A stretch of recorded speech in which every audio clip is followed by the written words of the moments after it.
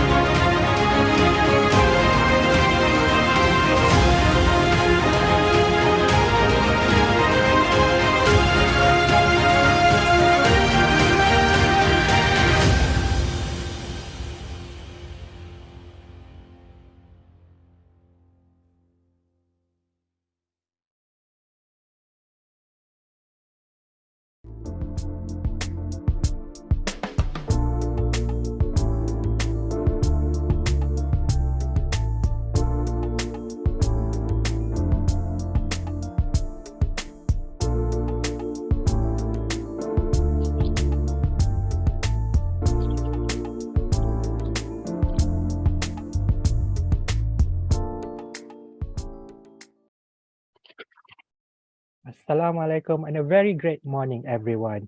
Welcome to the second final presentation session of Projects for Happiness 2022, where undergraduates from universities across Malaysia will present their community projects which had been funded by my Starfish Foundation. Here at Projects for Happiness, we believe your action changes the world. I am Amin and I will be your host for today from 9 a.m. to 1:30 p.m. For your information, ladies and gentlemen, on last weekend, 9 student-led community projects were presented. And for today, we'll be hearing 11 more projects for happiness. To kickstart the day, I would like to invite Mr. Cheng Ping Kiat, Executive Chairman of Kin Holdings Berhad, to deliver his opening speech. Without further ado, Mr. Cheng Ping Kiat. Good morning. Good Morning. morning to all judges, students, and also lecturers and representatives from the universities, and also my Starfish Foundation's partners. So welcome to the to the final presentation for Project for Happiness 2022. This year we are entering into the 10th year of Project for Happiness, and happy to announce that so far we have sponsored 177 projects since 2014, and the total amount of money that we have invested for this project is just over 1 million ringgit, and more than 40 different universities throughout whole Malaysia, from almost from every state, also participated in our Project for Happiness. Over 2,000 students have participated these projects. I would like to take the opportunity to extend our highest gratitude for the participation of all the students. Without you, there is no way that we can complete so many projects. And when I look at what we have done over the last 9 years, we did some analysis. 43% of the projects were actually helping the underprivileged community, and 22% are for improving the education, 18% for environmental protection, and 14% for promotion of arts and culture. When I look at the number, I realized that only 2% were actually spent directly related to promotion of racial harmony. So we will we hope, for years to come, we can see more projects that help to promote racial harmony. That is very, very important. Yeah. Okay, and I also hope that this will be the last year that we do this project for happiness online. And hopefully this year onward, we can do it physical, yeah, for both the judging and also the final presentation. Over here, also, I'd like to take the opportunity to extend our highest gratitude and appreciation to Dr. Xia Ah Hyok, who passed away last year due to cancer. Dr. Xia is a pillar to the Project for Happiness, since we started in 2014. She has helped us to promote this Project for Happiness to various universities. She's also a judge and also a board of trustee members in my Starfish Foundation. She passed away in April last year. We will always remember her contribution to my Starfish Foundation and also to the community. So last but not least, thank you again for joining us today. Let's listen to the presentation of the 11 team. Hopefully we can learn from each other and also inspire each other so that we can move forward and make Malaysia a better place for everyone. Thank you. Thank you very much, Mr. Cheng Ping Kiat. A wonderful speech summarizing the whole spirit of Projects for Happiness. So ladies and gentlemen, allow me to introduce our panel of judges today. First and foremost, we have Mr. Cheng Ping Kiat, Executive Chairman of Kin Holdings Berhad, Professor Madya Dr. Wan Zuhainis binti Saad, Associate Prof in Universiti Putra Malaysia, Mr. Ding Li Leong, Executive Director and Media Advisor of Oriental Daily News, and also Mr. Wong Lop Hang, Scientific Advisory Board Member of Cancer Research Malaysia. Before we proceed further, let us have a group photo session. We would like to invite our honorable judges and participants to turn on their camera.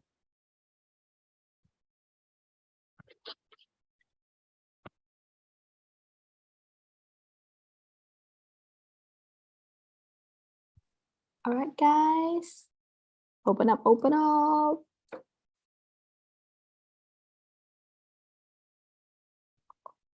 Okay, all right, and everybody say cheese, cheese. Cool, awesome, thank you everyone. Thank you very much, Annie, for helping us, and also thank you very much, everyone. The picture taken will be a testament on our love to serve the community. For today's presentation agenda, it will be as shown here. Each presenter are given 8 minutes to present the project, which will be followed by a 10-minute feedback session with our judges.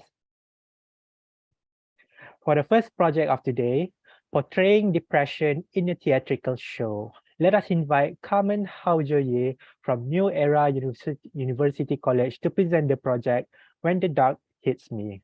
Carmen, lights, camera, action.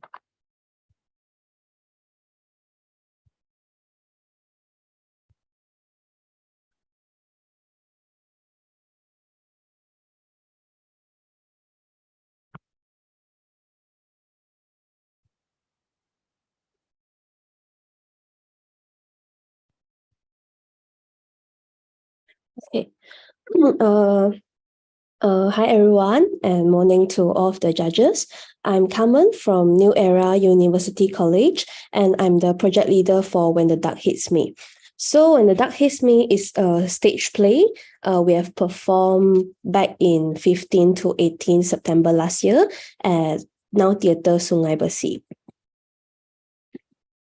Okay, so this is my project is a performance show about depression, and it's adapted from a British writer, Sarah Kane, and this idea is to present the state of depressed patients. So audience are given chances to understand depression from different perspectives, and also to increase public awareness in depression. Okay, so basically we have went to 2 podcasts. and 2 newspapers and a Facebook page to promote our show. So we try hard to increase the exposure of our show, and we end up successfully to draw attention from public, which is from students from theatre and also professional and students from psychology, industry, and schools. This is an overview of our social media page growth. We have 600 something of Facebook page likes and also 100 something of IG followers. Basically, these followers are from our marketing and also our exposure, like as I say, from after listening to our podcast and also see us from the newspaper, and then they come and approach us and come and watch the show and engage with us. So basically you can see this is like mostly of them is young people 18 years old to 34 years old. So the challenges we have faced is first of all, is timetable arrangement, because we are a 10 to 20 people team. So everyone have their meetings, have their schedule. So it's quite difficult at first for us to gather for meeting and rehearsals. And second of all is a deeper study for depression. So at last, we are getting help from an NGO called My Psychology. Excuse me. So how do we overcome? We created a rehearsal timetable that is easy to refer, and we arrange all the meeting in advance and also make sure everyone can attend. So for the deeper study of depression, internet information is like always not enough. So we met My Psychology, this NGO, through a friend, and we went to the center for 2 times of private interview to know more about depression. So the doctor and also the professionals, they share their experience to us. So through the private interview, our actors and also our team get to know more about the condition of depression, and it helps them to more easy go into the emotion of the character during the rehearsal, so it has a better result. Yeah. Feedback beneficiaries, we ended successfully with a lot of positive responses, and we have 5 shows, and the capacity we open is 50 audience per show. So our total audience is 250 because all our show is full house, and most of them, their experience is good. And then the age range of the audience, most of them is 18 to 25. So basically is young people. This is our financial report. We ended up with a bit slightly of deficit, but most of our expenses we use on venue, although they already sponsor a part of the rental fees. Yeah, so, and finally, I will play my final video.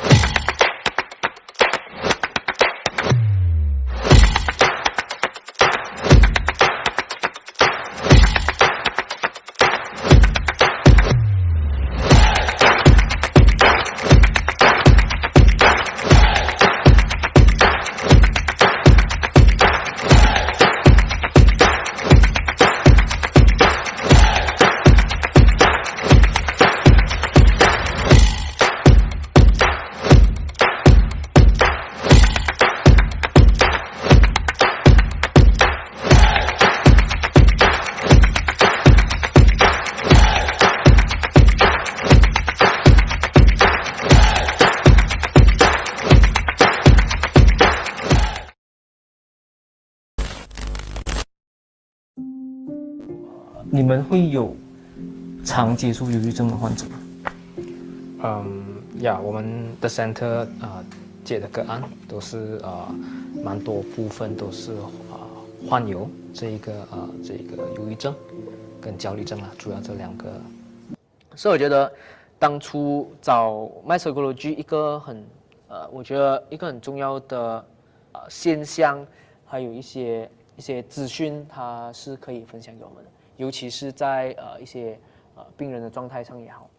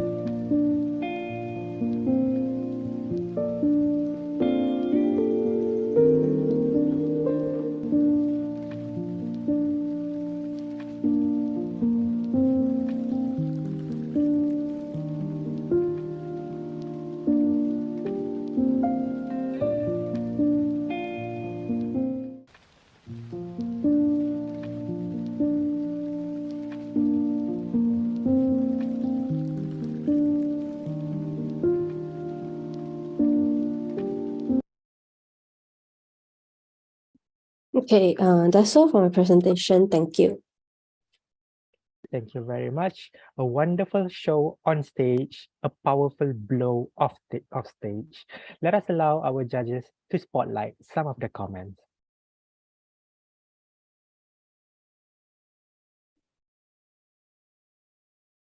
Sorry, Carmen, how many shows have you all done? And altogether, how many participants are there? I'm talking about audience. We have 5 shows, and then we have our capacity per show is 50 people. So we have 5 shows, and we end up with full house. So total is 250 audience. And just now I forgot to talk about our planning. So we are planning to put it up on the Cloud Theatre, which is an online platform to show theatre show. So we are hoping to approach more people, to reach more people. We are going through under the Cloud Theatre process, so hopefully it will be fast. Yeah, thank you. So what have you learned in the process? You mean the whole theatre show?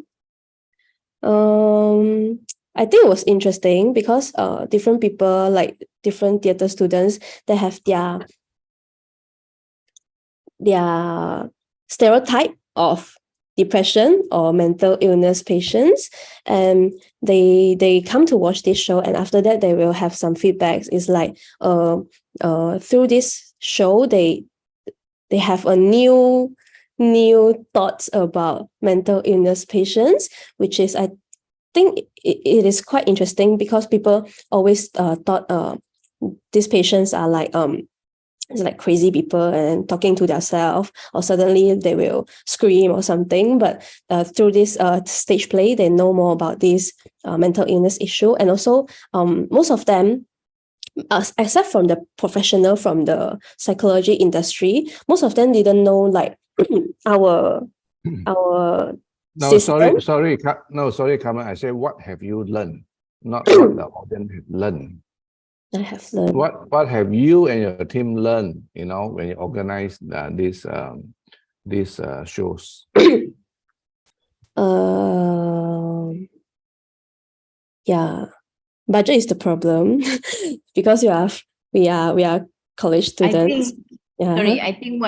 I think what Mr. PK is trying to ask to know is when the learning process, starting when you start planning and going through all the processes until you finish your theatre, how do you feel? How can you reflect on the experiences? Does it change you or change your team mindset, or you make a better student, a better person? How do you feel? How can you reflect on the experience? Because in the creative process, we have some of that things and result we want to achieve. We want to have some sets or props, but because of the budget problem, we can't do that. But so in the condition that we can't do that, so what can we do to achieve the same thing? So I think this is the main point or the biggest thing I have learned. So we need to think smartly how to achieve the result that we want. And then in this process, I think this is a creative process because how do we tell people this story through the stage play? It's not a talk, it's not giving audience point or notes, is through a stage play. So for me, it's in the creative process, the rehearsal, how do we present the stage play? This is which is I learned the most. Yeah.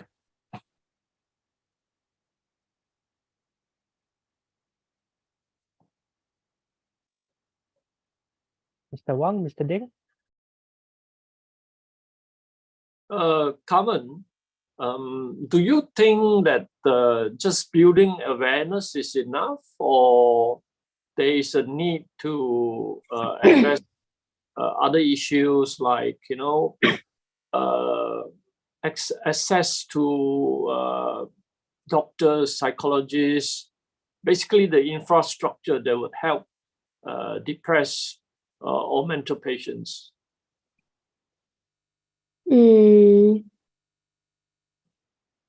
Because when we meet that NGO, My Psychology, we know that doctor themselves also they will have emotions. We also get affected from the patients they approach. So by building this awareness, like by approaching more of this professional, I think for me that I have known like more about these mental illness issues, and yeah. Okay, thank you. Do we have any more comments from the other judges, Dr. Wan or Mr. Ding?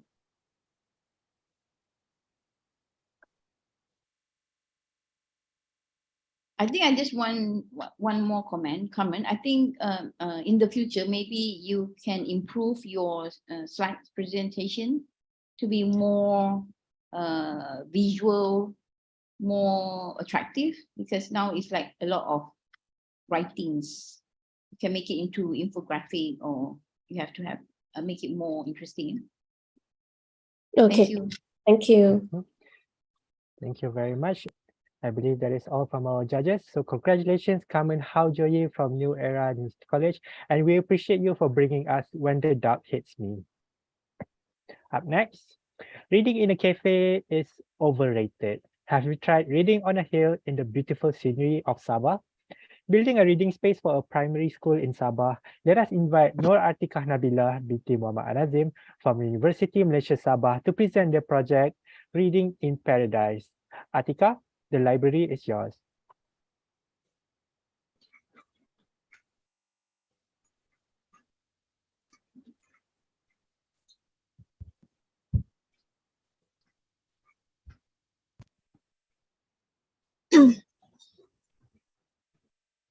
Okay, thank you so much, MC. Bismillahirrahmanirrahim. Assalamualaikum and a very good day to all the judges and members. My name is Nur Atikah Nabila. I am from Universiti Malaysia Sabah, student of Sociology and Social Anthropology course. So I am the project leader for Reading in Paradise. First of all, this project is located at Sekolah Kebangsaan Kokol, Kota Kinabalu, which is around 40 kilometers from Universiti Malaysia Sabah. Initially, SK Kokol was categorized as Sekolah Kurang Murid, which is student below 150. But now they has 187 students from year 1 to year 6, as well as 31 preschool students, and they are our project beneficiaries. When we visited SK Kokol, the school principal had stated the problem that SK Kokol does not have a space for library for the student. Due to the school growing numbers of students, lack of infrastructure and assistance, they were forced to turn their previous library into a classroom. Because of that, the idea was kept out, which is to build an outdoor reading nook for students to enjoy their reading. Okay, why we initiate this project? First, we want to provide a space for reading activities. Besides that, through this social project, it is to gain public awareness of the increasing need for assistance and to increase the number of students as SK Kokol, so that the school is no more categorized as Sekolah Kurang Murid. If they didn't in the category anymore, I think the government will provide enough facilities for the students, and parents or the community surely will send their children to the school. Okay, for the process, first of all, we finalize the construction site and then we receive the funding. We buy some material. Next, the real team actually is around 12 students. Decide to collect with Sulam students for this semester, which is around 90 people. I divide this big team into 6 teams, which is a fundraiser team, construction, decoration, documentary, website, and remote collaboration team. Each group has to carry out the task according to the instruction and the time that has been set. And then the fundraiser team set up a crowdfunding booth located outside the library UMS, and they also hand out flyers to students that pass by the area. We got around 7K from this crowdfunding. We also got more than 500 free books from other NGO. And then the decoration team interview and discuss with students and the teacher about the nook theme that they want. Next, construction team managed to build the outdoor reading nook and decoration team proceed to the painting process. Okay, on 19th of January 2023, webinar team organized a webinar of service learning and community engagement, which is an international webinar where this program collabs with Universitas Hasanuddin Makassar, Indonesia, and special guests from Royal Melbourne Institute of Technology, Australia. This webinar is about knowledge and experience exchange, how we manage a social community project, how we manage our community project. Our objective succeed which is to gain public awareness. The best part is they decide to collab with us in this project soon. So the challenges, the construction of the project had to be postponed several times due to weather factor. So our group overcome it by reschedule the project. We also had to find additional funds to cover unexpected costs by crowdfunding, and even though we got around 7K, it is still not enough due to the high cost of material. After all, we succeed in building a reading nook and gain attention and fund from society regarding the needs of rural primary school. Okay, to conclude, people give a lot of positive feedback. The principal also said that this is a great project for underprivileged school and hope that the reading nook can be used on 2023. So this is our financial report. We received 4,000 from My Starfish Foundation and 1,000 from crowdfunding. We use all the money for material, and this is our video.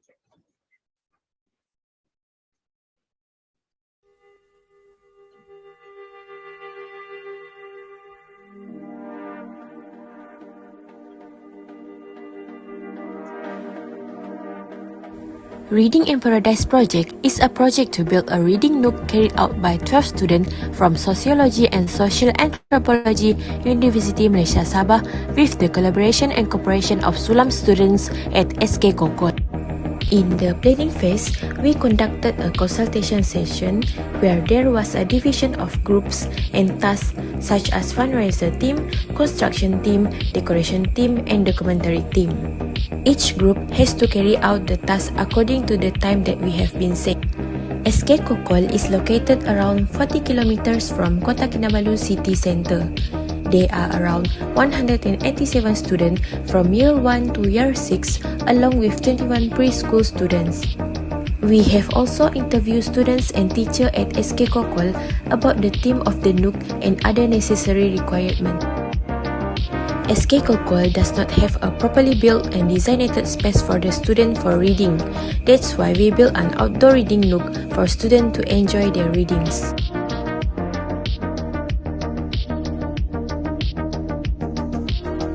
This community project aims to bring happiness to rural primary school students by building a proper space for reading activities because their previous library was turned into a classroom. We also conduct webinar of service learning and community engagement, knowledge and experiences exchange, where it is in line with our mission, which is to gain public awareness of the increasing need for assistance for the rural primary school due to the expansion in student numbers via our social media. For the first phase, this building has been successfully built. When we got enough budget, we will continue the second phase, which is to install the windows and doors, also do some decoration and buy materials for reading. We plan to do it after this semester break.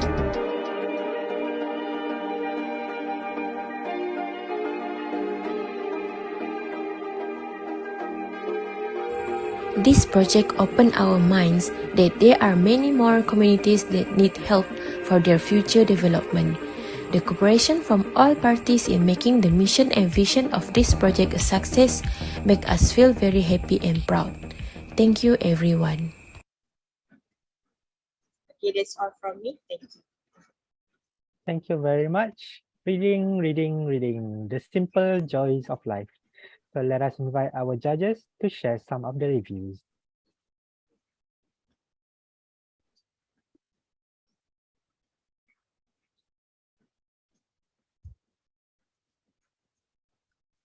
Okay, no, Atika, thank you for the effort, in doing the library, or rather the reading space for the students. Besides building that structure, what else do you do to encourage reading?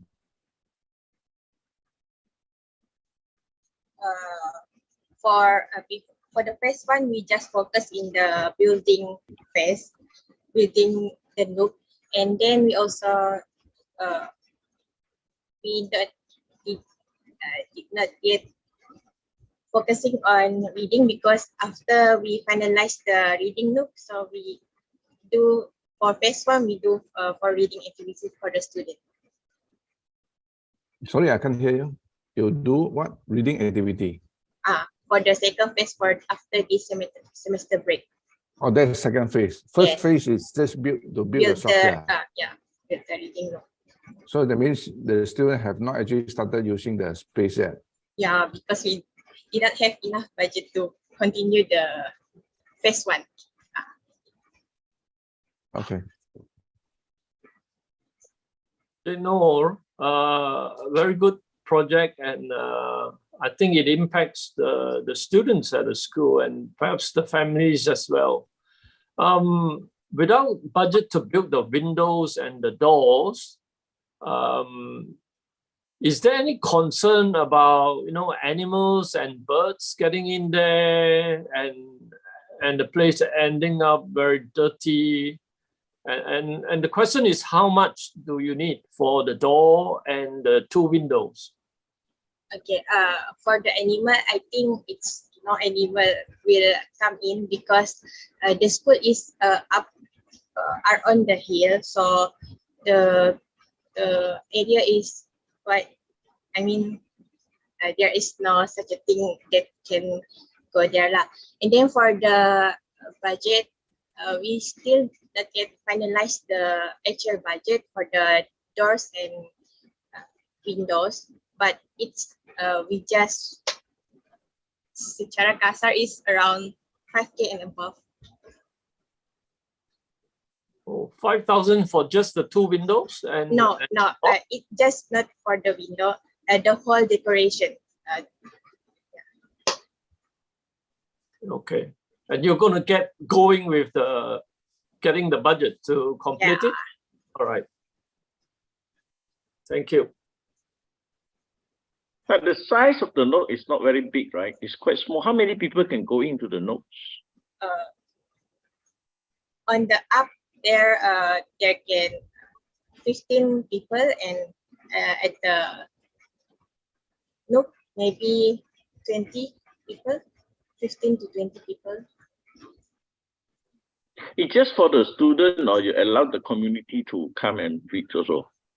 For now, it's just for students. But if the principal allow the other community come in, so we proceed it. But for now, it's just for the student, because they didn't have the reading space, right? Okay, thank you, Atika. No, Atika, congratulations. I think you organized it very well in terms of the managing different teams. You have different teams in charge. I think the same for all of us. The concern is the sustainability of the building, and but it's good to have a planning, the phase 2 planning. What is your plan for sustainability? I mean, to ensure that the place is going to be used, it's going to be maintained, and the idea, I mean, when you had the webinar with other countries, that one is also is really great to have that opportunity. But in terms of between because you will be leaving, for example, you will be leaving UMS, and are you planning to have this with your juniors, for example? Okay. For sure, we cannot build a proper concrete one, because we are on a hill and the area is quite small. So for the second phase, maybe we will cover the open area by making a roof. Just for now, our theme is outdoor reading nook, so the student won't get boring when reading. But for the future, this project will be continue every year, because this project is and this project was conducted by Sulam student. So Sulam is every semester the Sulam student different. So this project will continue every year. Okay, thank you. Thank you very much. I believe those are all our judges. So congratulations, Nur Atikah Nabila binti Muhammad Nazim from Universiti Malaysia Sabah, and thank you so much for bringing us Reading in Paradise. Up next, a running dog is a happy dog, but sometimes they need a place and means. Constructing a playhouse and wheelchairs for our lovely dogs, let us invite Joanne Chanwen Hui from UCSI University to present project Pause Eden. Without further ado, Joanne, the floor is yours.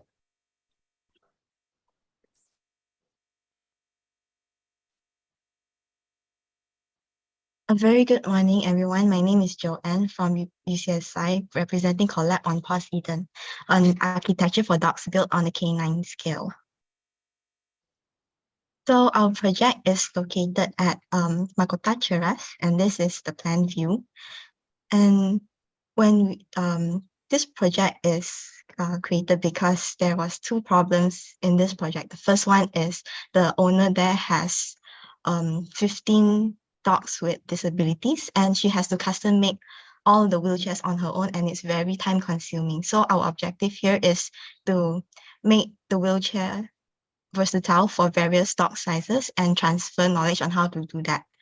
The second problem is there's an overwhelming number of animals there, 200 cats and dogs, and then because of that amount of animal, the playground area for the dogs is very run down. So this is our expected outcome. We will be doing a bamboo playhouse. We are designing a sustainable playhouse for the dogs. And the other project is Goodwill for All, setting up a system that is custom, a versatile dog wheelchair that is for different sizes. So we'll be making one bamboo structure and 5 wheelchairs in the process. So before that, we did a crowdfunding progress, and we managed to get 3,235 ringgit from social media on our Collab Instagram page and from our friends and families. So for Goodwill for All, the wheelchair project, we started off with doing analysis on the dimensions and how to make the wheelchair. Then we created many prototypes, testings. We also brought in freshmen to help us create the wheelchairs. So this is the first wheelchair from our first testing, and then we gave it to the owner at the animal shelter. Then the next thing is, after that, we started creating a handbook that gives us the information on how to create wheelchairs that are in 3 sizes, S size, M size, and also L size. So this is what our team managed to came up with, like a handbook, so that people in the future that wants to create wheelchairs for their own pets can get this handbook and then make it on their own. So later on with that handbook, we did more testing and improving on the handbook and improving on the methods on how we do the wheelchair. So we also did a lot of site visits to the animal shelter and measure the dogs with the mobility issue to make sure that the dimensions of the wheelchair is correct.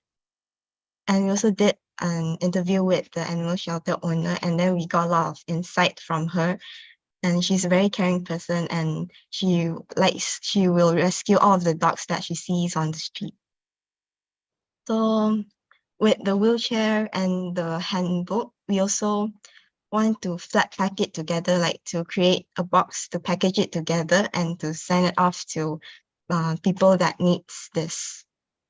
So we did another testing and give the flat pack to the animal shelter owner, and she managed to successfully create the wheelchair on her own by using our handbook and the materials that we provide. So yeah, this is Goodwill for All. We managed to create 5 units of dog wheelchair, including the handbook and the flat pack. So after that, our bamboo playhouse project, we did a lot of prototypes also. So this is our first time using bamboo, a very new material, very unfamiliar material. So we had to do a lot of this prototyping. So we also managed to gather a lot of juniors during the sem break to create scale models and come into our project to help to be in our team. So this is the scale model. And then this is the prototype. But this is like unstable. So we actually had to do another prototype during the on-site construction. So it's very challenging and also really nerve-wracking. So this is the final outcome, the final design, prototype 3, which is really stable. And this was the design that made it made us confident in our on-site construction. So on-site, one of the most challenging thing is making the foundation. This foundation actually took us like 7 days to create because of the rain, of the hot weather, and then we are all like unexperienced builders. We are only students, so we didn't have experts on the site. So we had to keep trying and trying. So just the foundation already took like 7 days. So yeah, this is the overall joineries, all the bamboo of our playhouse. And this is a video for past meeting. 你在这个 animal shelter 有多少只狗啊？200处啊，200处。这边不了，它很孤独的。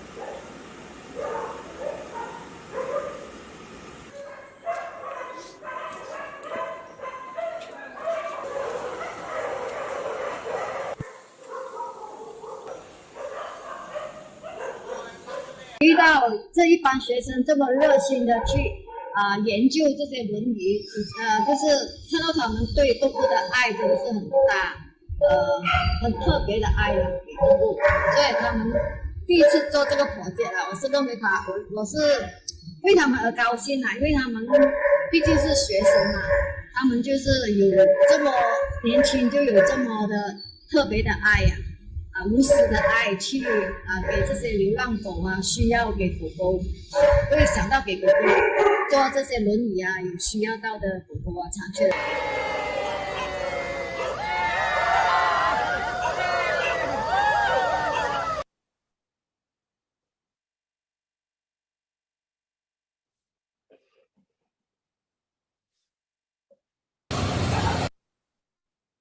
So that was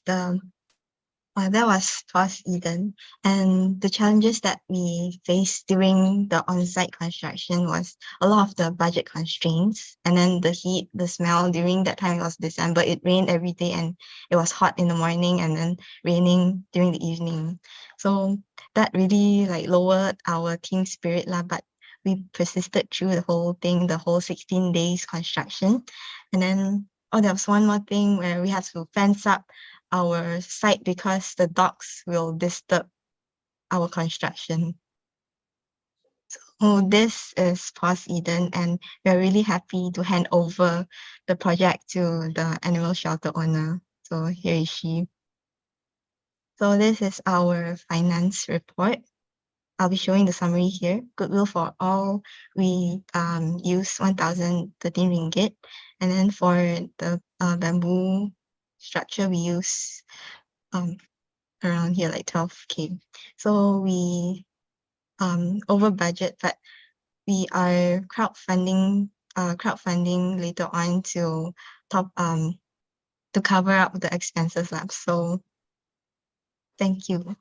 This is Tian of Pause Eden. Thank you very much. A wonderful project for dogs led by Joanne, a cat person. Now let's see if there's feedback for your pet project. Please, judges.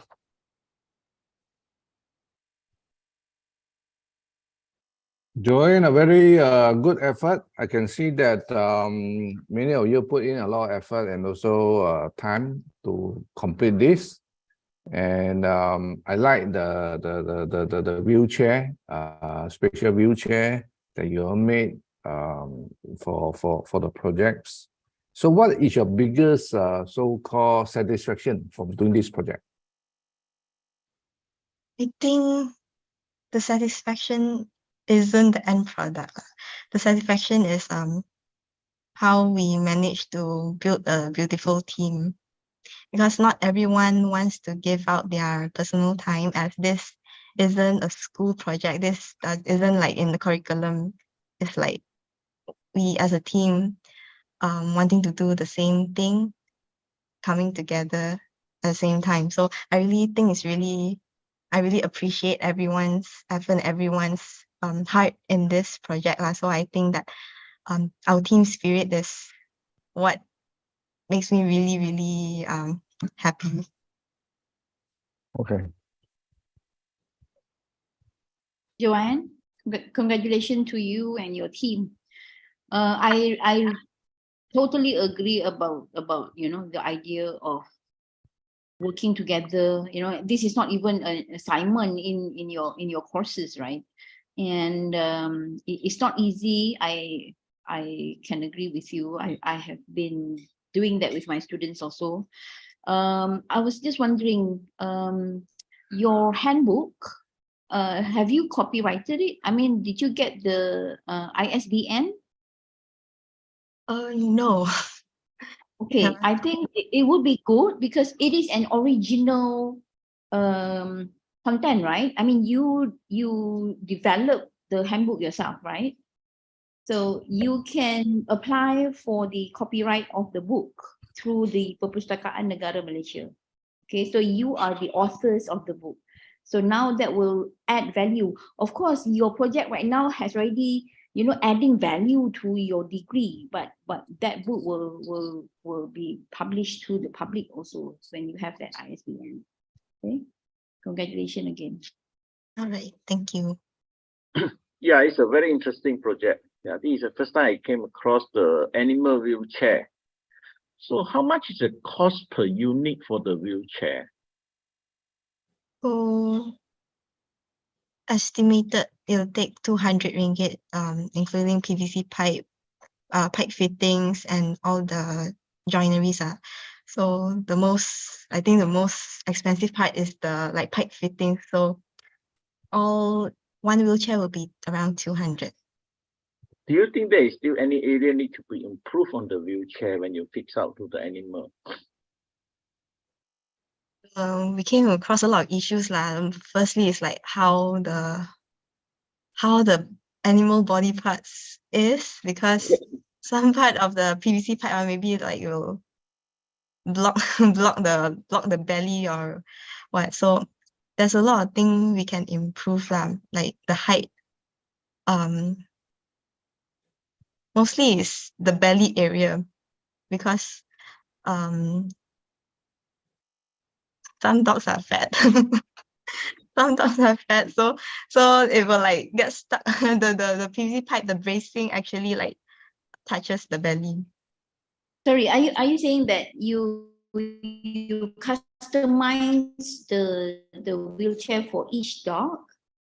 That was what the owner did. Customize? But no. What we did was to create a system as small size, medium size, and large size. So a system to cater for small, medium, and large sizes of dogs. Can you make it like adjustable? Adjustable. Adjustable. That was our initial idea lah, but for a 6 months period of time, adjustable isn't. We can't reach that target lah, because that was our initial idea of creating it and making it extendable, adjustable. But we figured out that we needed like 3D printing methods for that joineries.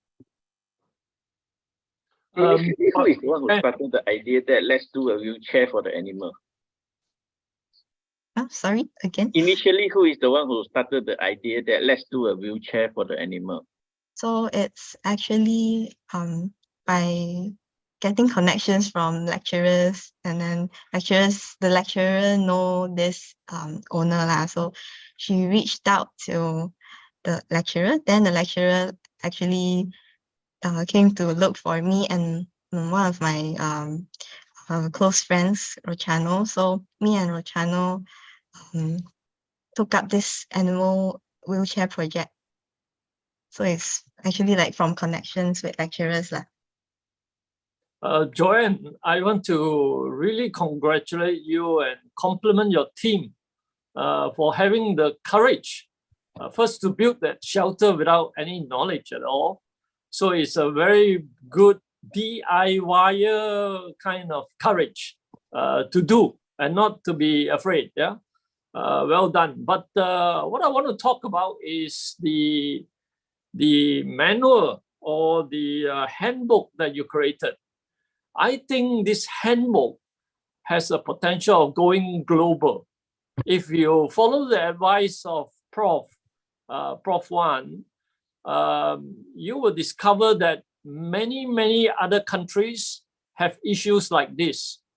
And in the pet-loving world, the Western world is a lot more into it. And if you were to share that handbook, anyone can do a wheelchair for a dog.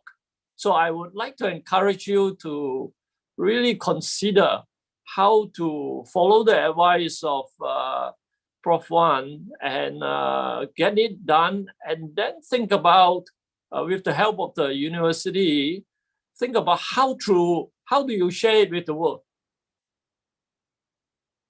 All right. Yeah, we are also planning to do that lah. We are going to set up a platform for people to inquire for this handbook also. So that's also one of our ideas even after this post-Eden completion. Yeah, it's a great idea for commercialization because it can improve further. You have a pack.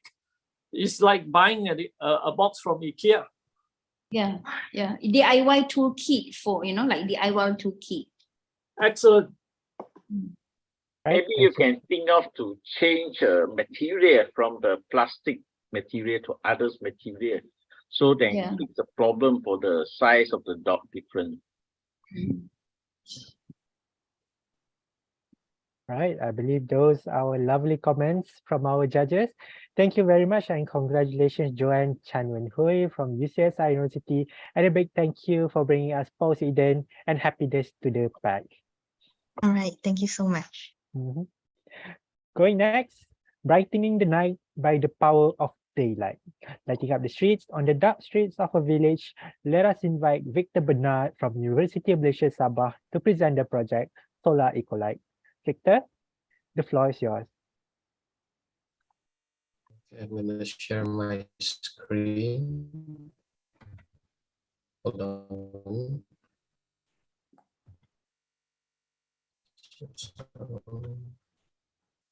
Can you hear me? And can you see the slides? Yeah. Oh.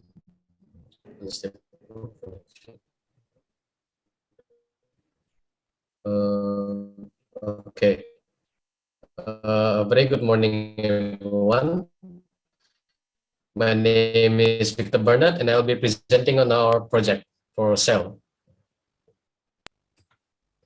Okay, so about this project came upon as a solution to a long-standing problem of Kepemimpinan village in Papar area, whereby there are limited sources of light available. Concern for the villages. The idea to make cells people to execute the aforementioned project in conjunction with other bought materials, mainly solar-powered lamps. And we made the cells so that the villagers have more than sufficient lighting to feel safer walking at night. Now, these are the purposes of our project. Through the production of cells, not only villagers feel safer walking at night, but also constructing much needed facility for the betterment of the villages. People can now go for gatherings with less vigilance than usual.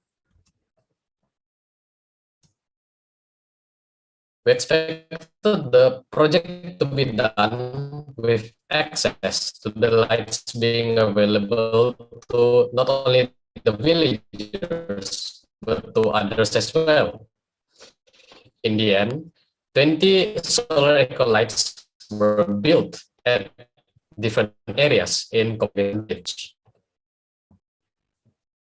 After gathering the materials needed for the cells, the team members taught few skilled locals the assembly of the cells, up to 20. But before that, the areas had to be surveyed to ensure no clashing occurring in such areas, causing unnecessary disputes. At first, we were not able to build the cells on the side of the road because it's government property. So we asked the relevant authorities, which are the Public Works Department or to ask on how to go around this problem. Explain that in a project on government properties, we are advised to apply for a Whaley form, a form that gives permission for contractors to carry out construction on government properties. We are asked to prepare official letter, the standard operating procedure for the project.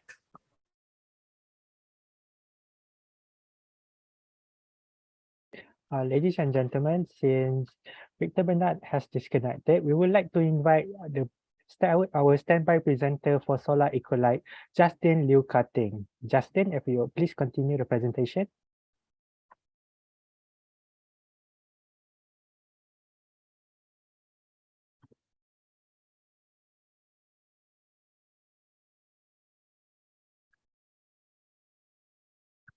Excuse me, I'm back online. I'm sorry.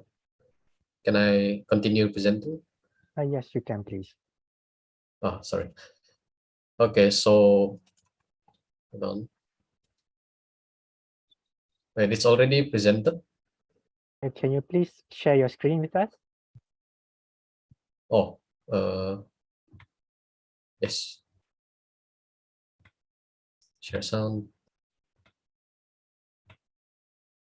Okay, sorry for the delay.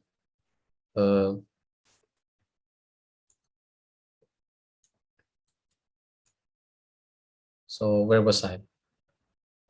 We are, after applying for the Whaley form, we informed the community of our project so that the whole community knows of our ongoing construction. And during the project, JKR visited the workshop to see the prototype, and they were convinced on the project with adding a few advice on the construction, such as constructing the cell 1 meter away from the road and piling it at least 10 inches in depth. So throughout the project, the difficulties we encountered are as such. From academic assignments to personal matters, the project duration dragged on. We also needed permission from the local authorities to move the project forward, and there are also ongoing projects nearby hindering our progress. To solve them, we conduct our meetings online to agree on gathering time to proceed the project. Explained previously, we applied the Whaley form from JKR to construct the cells nearby public roads. We also asked people which areas are undergoing constructions or in need of lighting. So in the end, the villagers were satisfied with the construction of numerous cells lighting up their paths at night. No longer are they worried of wandering blindly into the night. And 20 cells were erected without fail. So here we can see that the total funds we obtained were 3,321 ringgit 90 cents in total. Deducting them by the expenses totaling up to 2,085 ringgit, we get 1,237 ringgit in balance, which was returned to MSF. And here is the video.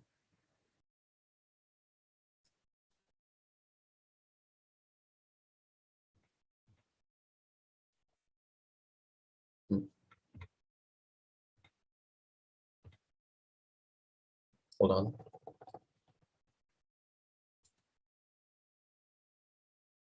What is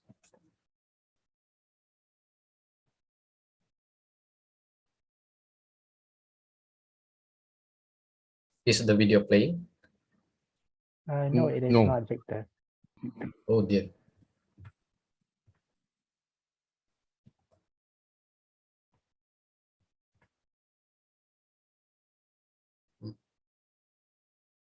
Hold on.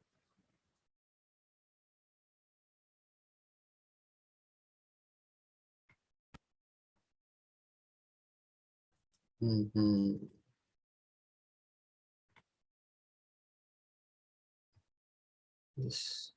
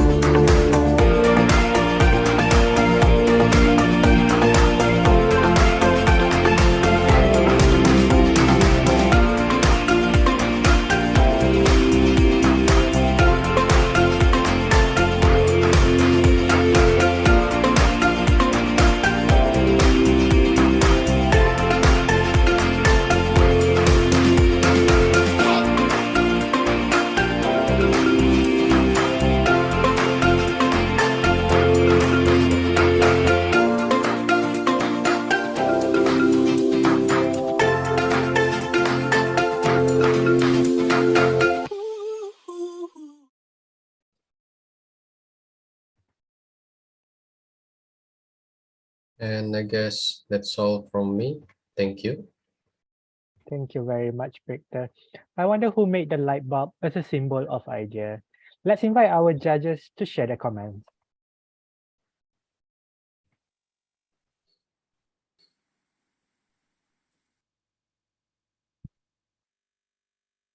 Victor, a good effort. By the way, you make 5 lamp poles, eh? Am I right? How many lamp poles do you make? We made 20. You make 20, Yes, we made 20. Okay. And how long will the battery last? That means when you have auto switch, right? So at night it will on automatically. So how long will the battery last? For how many hours? I think it lasts up to until the sun rises. Oh, is it? Okay. So you are using the sensor, right? Yeah. Okay. So how many kampong people benefited from this solar lights? Estimated around 300 villages in Kopimpinan area. So now the children can lepak now at night, huh? Yeah. Okay. Congratulations, Victor. I think it's really a job well done by the group because it has impacted so many people. I've just got a few questions for you, and that is, with the authority telling you to Parit to a depth of 10 inches, would the wood that you use, I understand in your project you use 2x4 wood, would that hold, and would how do you prevent it from rotting and falling down? To prevent it from rotting or from termite attacks, we coat the wall wood, each of them, with anti-termite coating, a sort of a protective layer. Oh. Okay, so it's still something that would be a concern later because anti-termite doesn't stop the rot. And by the way, what about maintenance? Do you have to refill the bottle that has water? Clean up yes. the panel? Have you identified some villages to do that? Yes. What about vandalism and theft? Any thoughts about how to prevent those? I don't think there are any countermeasures to that, but we trust the villagers enough to not let it fall to vandalism or such acts of disturbances. What you have done benefits that 300 villages, as you say, and I think it's worth the while talking to the village heads so that they can talk to their people and the children to make sure that it's looked after well. Yes, it is in their common interest to do so. Thank you. Great job. Hello, Victor. Congratulations to your team. I would like to echo Mr. Wong just now, Mr. Lap just now on the maintaining because it's a great thing that you are contributing to the villagers, but I think it is also important that they have to own it, meaning that once now it's ready, they can use it, and it's their responsibility also to maintain it and to sustain it. Will there be any other following up communications between you and your team with the villages? Considering one of the team members is a native of that, is nearby that village, and they always communicate daily, I think there'll be no problem at all. Victor, I think don't take it lightly. What you have done is you have given the villagers something that is really beneficial to them. And I would like to share with you a concept of PDCA, which is the quality circle, right? You plan, you do. Now is to constantly check and then take action to perpetuate it. Somebody needs to check and then take ratification action. One of our weaknesses in Malaysia is maintenance. We are good at building things, but we are lousy at maintaining them, right? So I think put in some effort, as you have heard Prof. Wan, and ensure that this continues.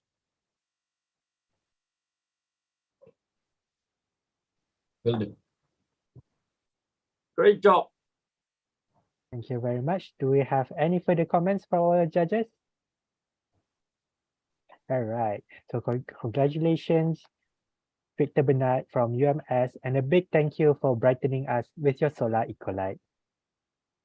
So ladies and gentlemen, let us have a short 10-minute break before we continue with more projects for happiness for our community.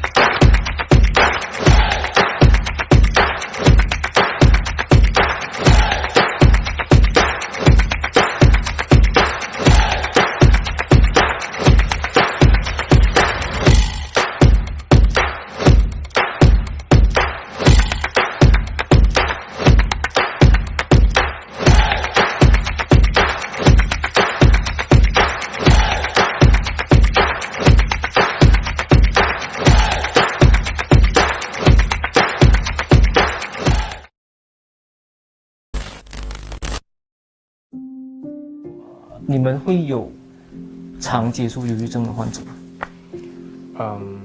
我们的 center 接的个案都是蛮多部分都是患有这个忧郁症跟焦虑症主要这两个。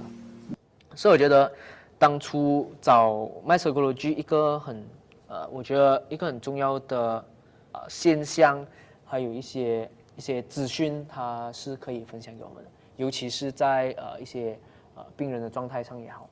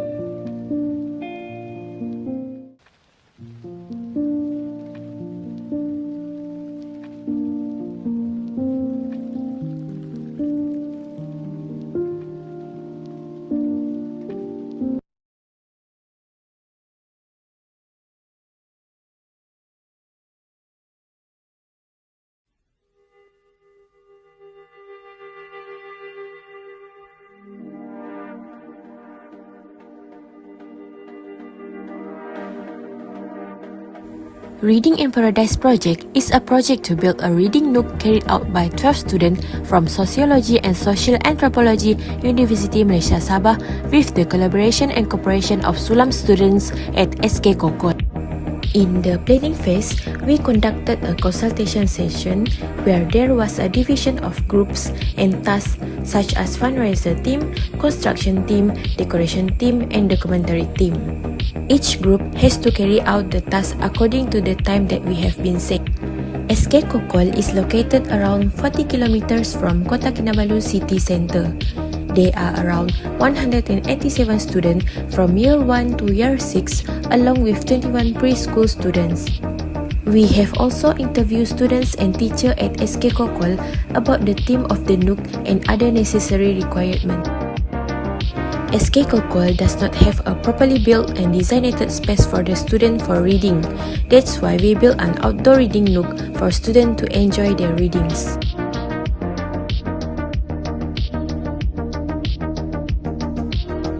This community project aims to bring happiness to rural primary school students by building a proper space for reading activities because their previous library was turned into a classroom.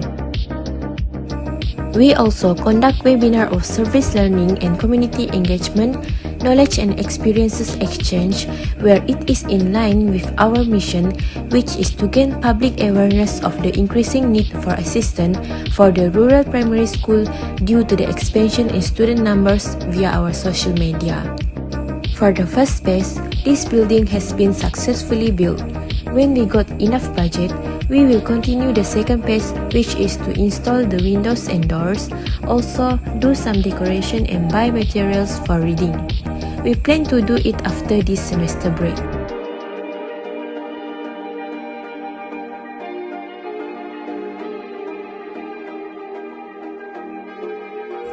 This project opened our minds that there are many more communities that need help for their future development. The cooperation from all parties in making the mission and vision of this project a success make us feel very happy and proud. Thank you, everyone.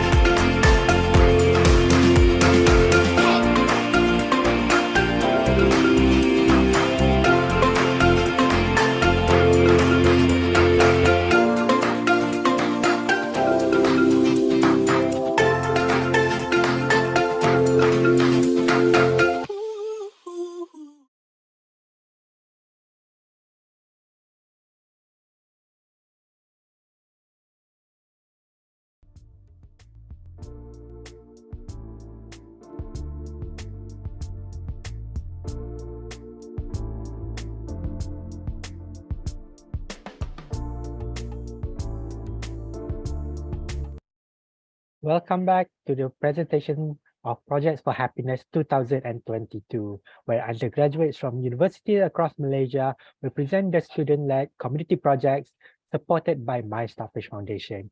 Here at Projects for Happiness, we believe your action changes the world. Again, I am Amin, your host, and we will be tuning in to the next project. Planting mangroves to improve local marine ecosystem. Let us invite Muhammad Naim Mustaqim bin Muhammad from Universiti Tun Hussein on Malaysia to present the project Social Wellbeing, Environmental Resilience and Sustainability of Pantai Leka, Parit, Jawa. Naim, the floor is yours.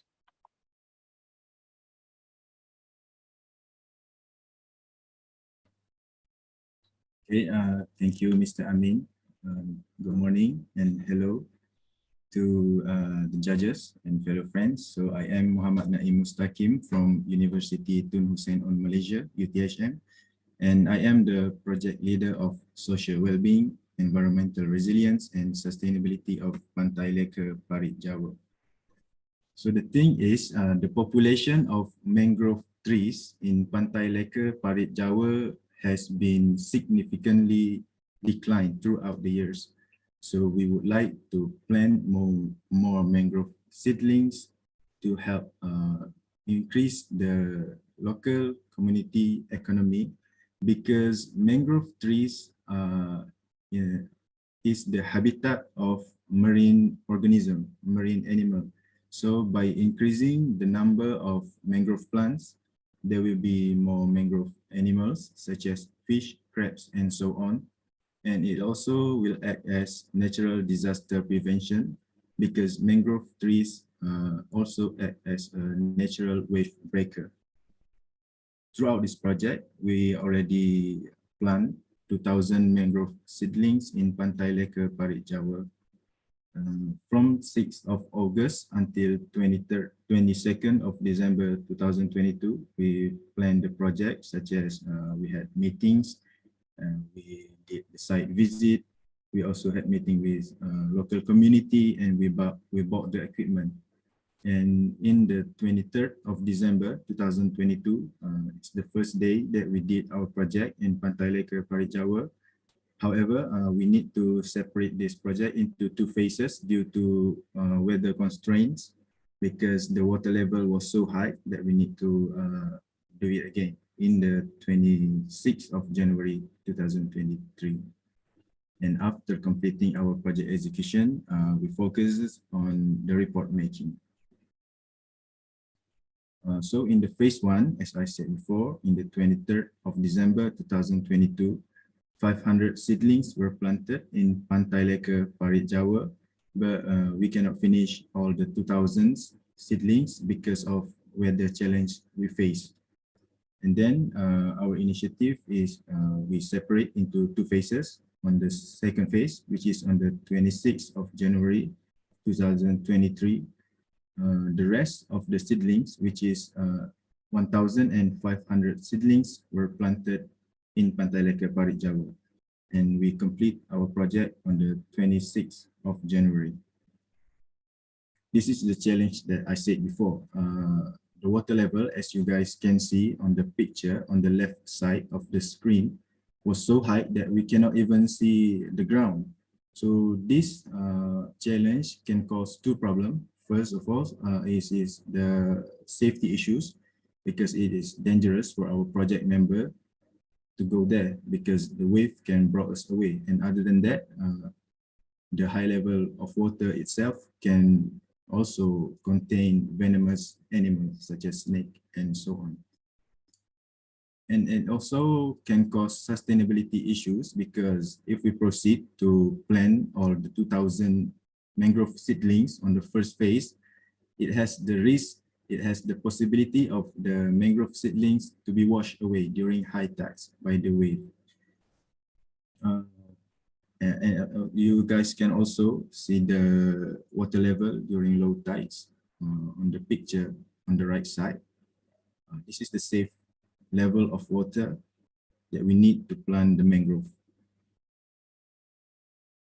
And in order to overcome the challenge, the weather constraints, on the first phase, We went to the site from early in the morning, but however, the water level was so high and we wait until evening to execute the project. It is because we would like to let the water level to settle down first before we plant the mangrove.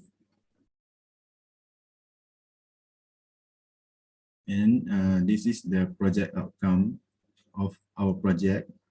Throughout the project, we already planted 2,000 mangrove saplings were planted successfully, and the mangrove seedlings will grow into mangrove trees, and the mangrove trees will act as habitat for fish and marine organisms to live and breed.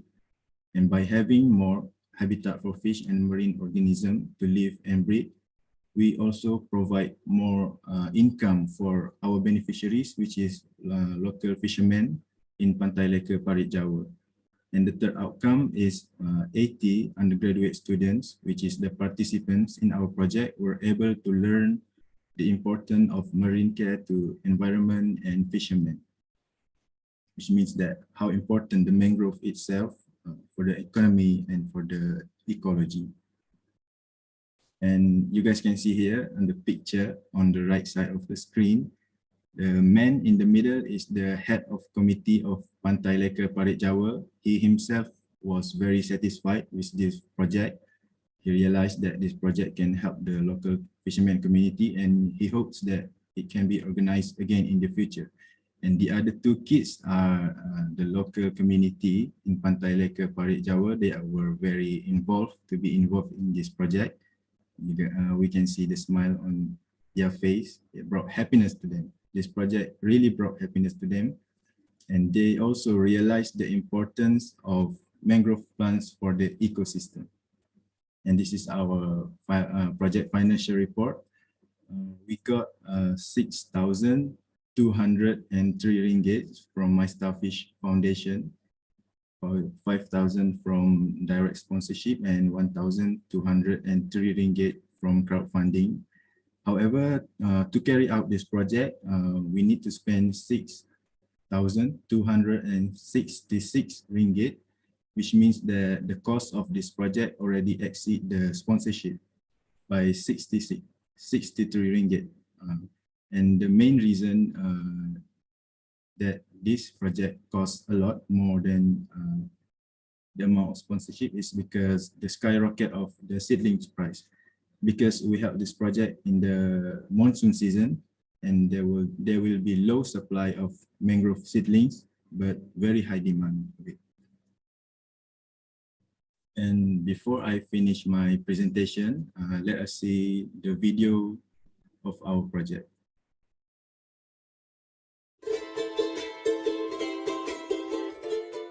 Parit, Jawa!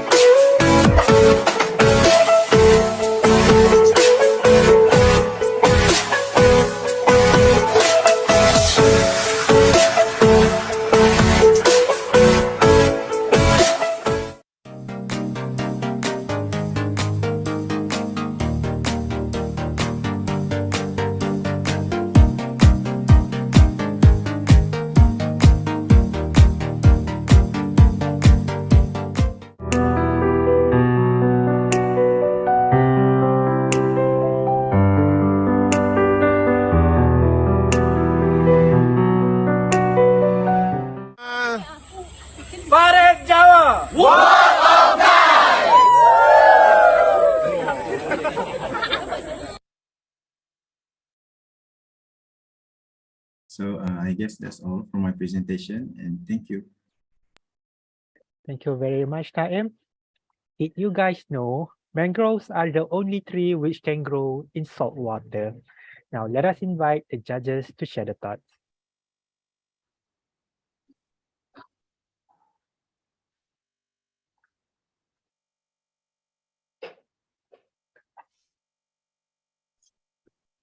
Naim, Yes. Assalamualaikum. Tanya, congratulations Naim on your project with UTHM. And just now you mentioned you had a direct sponsor also from a company or from a partner. Is it a company? The direct sponsor is from my Starfish Foundation, but for the other things, we only get sponsorship from Students Affairs Department of UTHM for food and transportation. Okay. This project, it was also conducted previously, right, by UTHM. Perhaps your seniors, if I'm not mistaken, before this in previous years. Yes. Is this a following? Because when I look at the video just now, I think it is not the. It feels like it is from different place. So is this a continuation of the previous project, or what is the status actually? So the thing is, we did 2 times with my Starfish Foundation. The first one is in 2019, before I entered UTHM, but it was a long way ago, before COVID started to hit us. And the mangrove plantings is like always happen. The mangrove planting program always happen, especially for my course. I am the biodiversity and conservation student, but this project is like a very big one because we plant 2,000 mangrove plants. For our project, as a biodiversity and conservation students, we usually go to the site for the assignment and only plant like 100 something, 200 at most. How many students you have? For the biodiversity and conservation, we have like maybe, for my class, we have 34, and I am the 3rd year.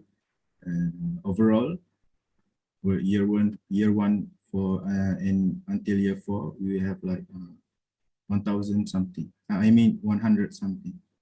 Not 100 plus students. Yes, 100 plus for my course. But this project involves many courses. Yeah, for this particular project, how many students involved? For this project, 80 undergraduate students involved. 80 undergraduates, and you planted 100 seedlings. Yes, with the help of the local community. They also come to work with us. I know, but why only 100? Actually, it is 100. Sorry, doctor. You mean that 100 students or seedlings? How many seedlings that you planted for this project?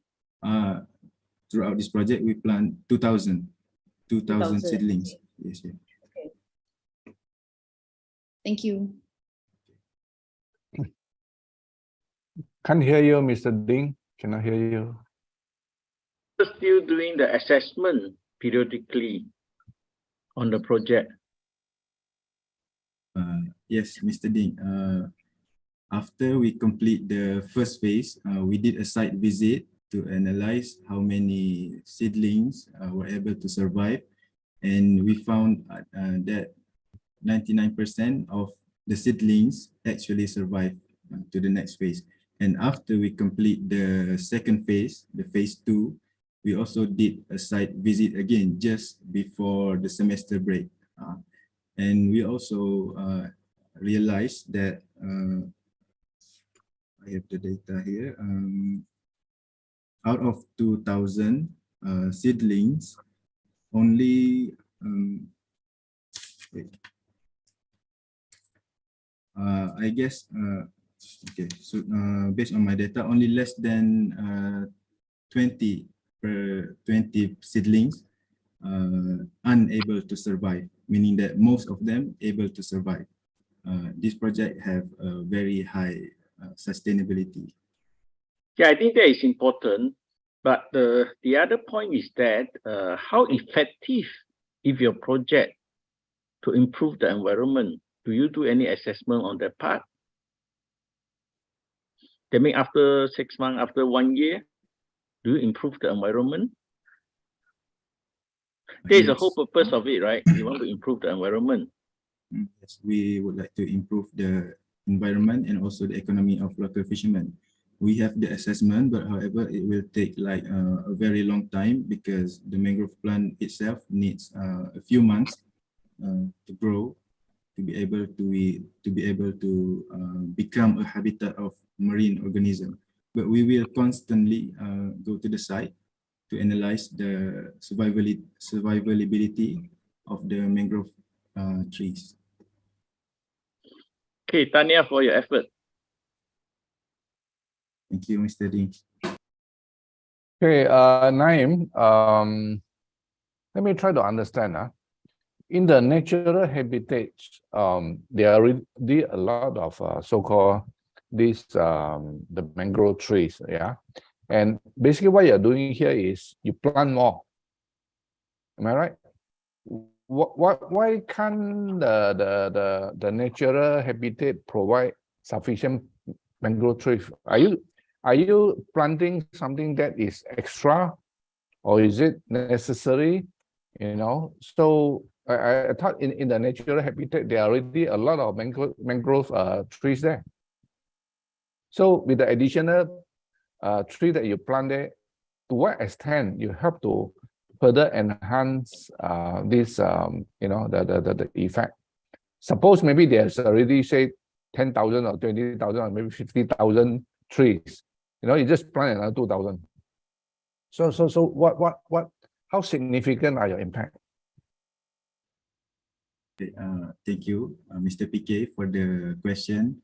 So we held this project in the after monsoon season. So the thing is, after monsoon season, some part of the Pantai Leka Parit Jawa will be washed away due to high level of water and also due to the flooding. So in order for the ecosystem itself to recover, they need time, they need months. And if we did not plant the mangrove plantings, the local fishermen will they will face a decrease of their income. So this project, we would like to help them to recover their economy instantly, meaning that the nature itself can recover, but it does take time and it can cost our beneficiaries, the fishermen, their economy. But it's true, Mr. PK, that the nature itself can recover and maintain, but they need like months to be able to grow the mangrove seedlings without our intervention. Okay, thank you. Ecoenzyme, well done for you and the team to coordinate this program. I would like to take you back to the root cause of why you need to plant, and that is what destroyed the bakau trees that were originally there to necessitate you guys to go out there and replant. Do you know what was the cause of the damage to the bakau community itself? Okay, so the main cause of the damage to the mangrove ecosystem is the weather, actually. the monsoon season, the water level will rise so high, almost double the normal water level, and the wave will be so strong that it will wash away the mangrove ecosystem, and it will damage it, some parts of it a lot, and it can decrease the economy, the income of the local fishermen. So the climate or weather actually cause the most damage of the mangrove ecosystem. And you know, that means you are working against the tide, really. Something that is very difficult to do, because unless, you know, like in the United Nations initiative, you tackle the climate issue, we will continue to lose bakau forest. Yeah. I just want to ask whether your university have also investigated the kind of balance between the charcoal industry, which many uses bakau wood, and how do they make sure that the bakau charcoal industry is sustainable? Yeah, thank you, Mr. Wong, for the question. For you all who don't know, maybe our presenter, mangrove trees, mangrove wood, as Mr. Wong said, is used as charcoal. But however, I know that we will constantly lose the mangrove ecosystem. But however, in Pantai Leka, Parit, Jawa, specifically, there are no mangrove logging for charcoal use, and we don't have that problem in Pantai Leka, Parit, Jawa. So the main problem, main cause of the damage of the mangrove ecosystem solely relies on the weather and climate constraint. Our supervisor actually is a special, is an expert. He is a specialist in mangrove ecosystem, and in order for us to carry out this project, we took advice from him on how to correctly plant the mangrove ecosystem without damaging it, and without damaging how the nature works itself. Meaning that if we plant too much without consideration, it can be like change the way the mangrove itself work, right? And we took advice from him, and we can say that it was done in the correct way. So maybe you should, through this person who knows, think about how to lobby the authorities to make sure that the bakau charcoal industry is properly and sustainably managed. Because whilst you save Pantai Leka, they could be destroying mangrove forest in Perak, for example, or in Kelantan, or in other parts of Malaysia, you know. So to ensure that the charcoal factories don't just simply cut, but they have to replant, I think is going to be the way ahead. Otherwise, you plant 2,000 and someplace else lost tons of bakau wood, you know.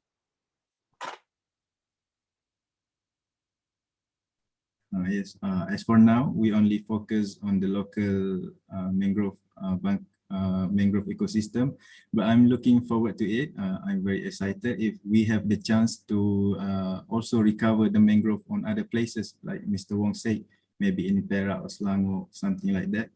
Because for me, personally, mangrove trees are very underrated. They serve many purposes, but people don't realize that much. And through this project, we also have spread awareness about the importance of mangrove itself, because I really like the mangrove trees, but it seems like not many people know the importance of them for our ecosystem and the economy. I'm looking forward for it. Yeah, Mr. Nine, please lobby. Think about lobbying with your lecturers and your experts, because the Malaysian bakau wood burns very cleanly, and it is one of the choice woods sought out by Middle East people who smoke shisha. You know, it's a preferred charcoal for shisha, and because the bakau wood also burn sweet like apple wood, it is also now the preferred wood for doing barbecues by barbecue industry. So please lobby. Otherwise, you plant 2,000 and we lose 20,000. Okay, Mr. Wong, thank you for the suggestion. I'm looking forward to it, and I will discuss it with my supervisor. Thank you for the suggestion. But I congratulate you on your great effort. Keep it up. All right, with that, thank you very much, judges. Those were some very valuable inputs. And now let us congratulate Naim Mustaqim from Universiti Tun Hussein, Malaysia, and a big thank you for bringing us your mangrove project. Up next, engaging the local community in Kelantan to increase cancer awareness. Let us invite Nur Ain binti Abdul Murad from Universiti Islam Antarabangsa, Malaysia, to present project Cancer Awareness from Bench to Community. Ain, the medical room is yours.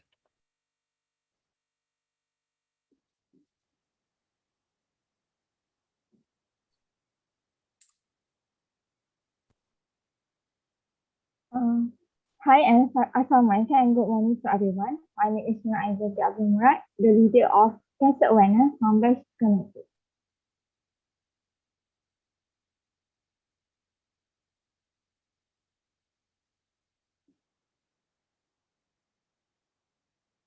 So for the project background, for the statistic, we can see in 2017, 9.6 million people have died because of cancer.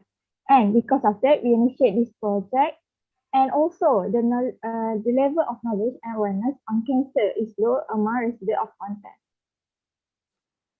So the project beneficiary is include Pantai residents, including cancer patient and survivors, caretaker, and also the community of the project. So for the expected outcome of the project, we expect to see the level of awareness and knowledge among the targeted community is improved, and also the leadership and soft skill of the communities are improved. And then for the process of the project, because of the initial plan, we plan to do at Seldom Satu, but because of some reason, we cannot do at that venue. So with the collaboration with NGO, which is Cancer Support Pahang, with that we managed to do the project, and we have few meeting and discussion with them to ensure the smoothing of the program. And then these are some photo of our process of the project. And then for the activity that being carried out for this project, firstly, flyer distribution at Berjaya Mega Mall Kelantan on 10 and 11 December 2022. And then we have separate about 50 flyers there to educate, to spread the awareness on cancer. And then next activity, we already done home visit at Baluk Pantai. We visit B40 whole patient and to have some chit chat with them, and also contribute, donate some basic necessities to them. And also our main program, which is for our main education program, which is called 11 Hope. This is the poster of the program. Also, these are the listed speakers that attended the main program, the 11 Hope. And then these are, so the content of this Lavender Hope 1.0 is on the educational campaign. These are the features of the speakers and the activities that being conducted throughout the program. And also during this, we have conducted a survey to identify the problem of the participants. Of course, people may see that our project is easy to be done, but I believe that every project has its on challenges. And then because firstly, even before we start the project, we have to change from the initial plan from the venue or the Pelabuhan Bukit Sagu to other targeted community and venue. This is because the committee of Pelabuhan Bukit Sagu cannot committed to this project within the allocated time because they are busy with the general election 15 during the during and post general election 15. And also next challenge is time constraint, which is because of the GE 50 also we already changed the initial plan, and also busy schedule has half of us the biomedical science students has to do final year project during third year project, and most of third year project students. And then, so how do we overcome the challenges? Of course, with the strategic planning and well-planned planning, and also good teamwork, ideas and effort from the community NGO. We try to discuss many times to improve the project and to overcome the circumstances if any. And then also the effective communication between the community. Also from effect of the program, of course we cannot measure the flight distribution activity because maybe and then for the next participant of Lavender Hope 1.0, so from the survey, we still found out that it is still in moderate level. So we already plan to continue the project by this year also. And then we can see that also the content of the project sharpen their leadership and soft skills. And then for the feedback of the beneficiaries, of course for the cancer Sabah, they're really satisfied with our teamwork and also really like to continue with us for this project. Also, community of Pantai also they are satisfied, and then the student committee also happy to contribute to the society. So for the financial report, we actually exceeded a bit from the initial plan by 100 something. The exceeded budget, we managed to get funding from lecturer students. Yeah. And also I'm going to show the video.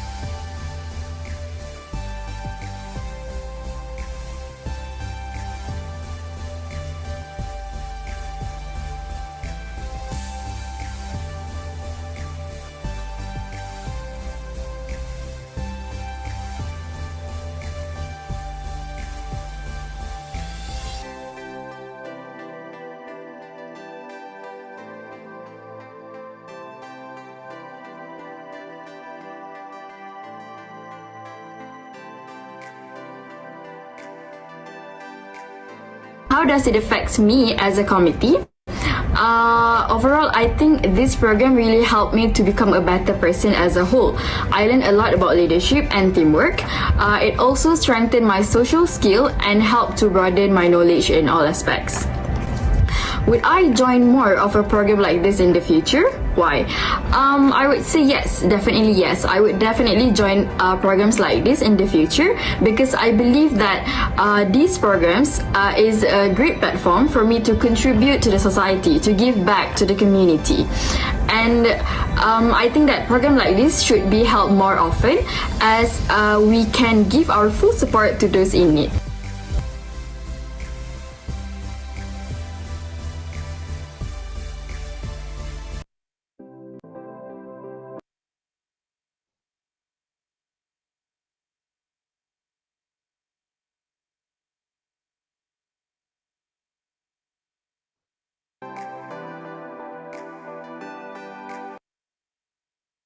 With that, the end of my presentation, I would like to thank my Starfish Foundation and Parit for supporting our project, even though it is different for the initial plan. Thank you. Thank you very much, Nurai. According to Cancer Research Malaysia, Asians has a higher risk of getting an aggressive form of breast cancer. Everyone, please do regular cancer screening. Now, for the feedback this time, I would like to invite Mr. Wong to present his feedback first, since he is a Scientific Advisory Board member of Cancer Research Malaysia. Without further ado, please, Mr. Wong. Thank you, Noor, for that presentation and for you taking the effort to build awareness of breast cancer in Kelantan. My question to you before I share is how do you and the team assess whether what you have done is effective? Actually, for the activities like this research, yeah, we can't measure yet because maybe we can improve in future. For like the education campaign, which is the very hope will talk and give sharing session. We have done a survey because this is the first series, and then with that survey, we have the guidance to improve the project in the future. So yeah. Okay, so please remember that is most important, to know how effective your approach is in touching lives. Yeah. I just wish to share with you and your team and see whether you can actually take this up on your own. Cancer Research Malaysia has set up 4 patient navigation centers, which are called pink ribbon centers in Malaysia. Just 4, because each time we want to set up one, we have to raise money from the public. What that means is that for breast cancer, if you can catch it early, like what your project is about, if you can detect breast cancer early, nearly 90% of them are curable because there are treatments available today. Yeah. However, a lot of women or a lot of people don't know that treatments is available. And no matter what people say about our health system, our national health system is actually very good, comparable to other countries. And if you can access treatment early, then there is a lot of hope for women that are impacted by breast cancer. So your program to build awareness on how to self-check is critical. So the patient navigation centers that Cancer Research Malaysia has, called pink ribbon centers, is there to help. They are all there to help women who has breast cancer, to advise them and to help them and to navigate them throughout treatment in a public hospital. And our public hospitals can cure a lot of breast cancers today. It's just that women are frightened to come forward. And because they are frightened, they are normally discovered very late. And when they are discovered very late, it is very difficult to cure. Yeah. So maybe I should encourage you to think about how to do this effectively so that they can seek out the help of the Pink Ribbon Centers of Cancer Research Malaysia. Okay, thank you. Thank you. Thank you. Do we have further comments from other judges?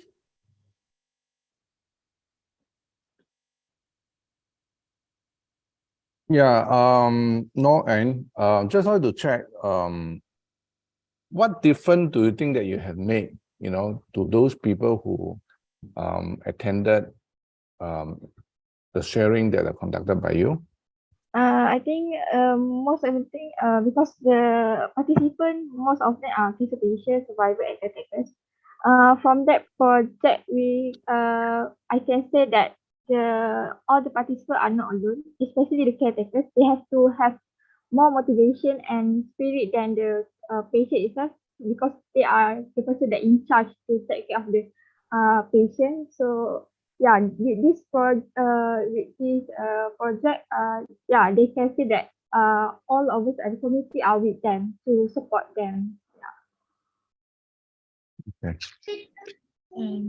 Sorry, Ryan, besides awareness, what are the things that you think that our community need? I think the education to educate them or to prevent the ways to prevent cancer, to reduce the risk of cancer. I guess.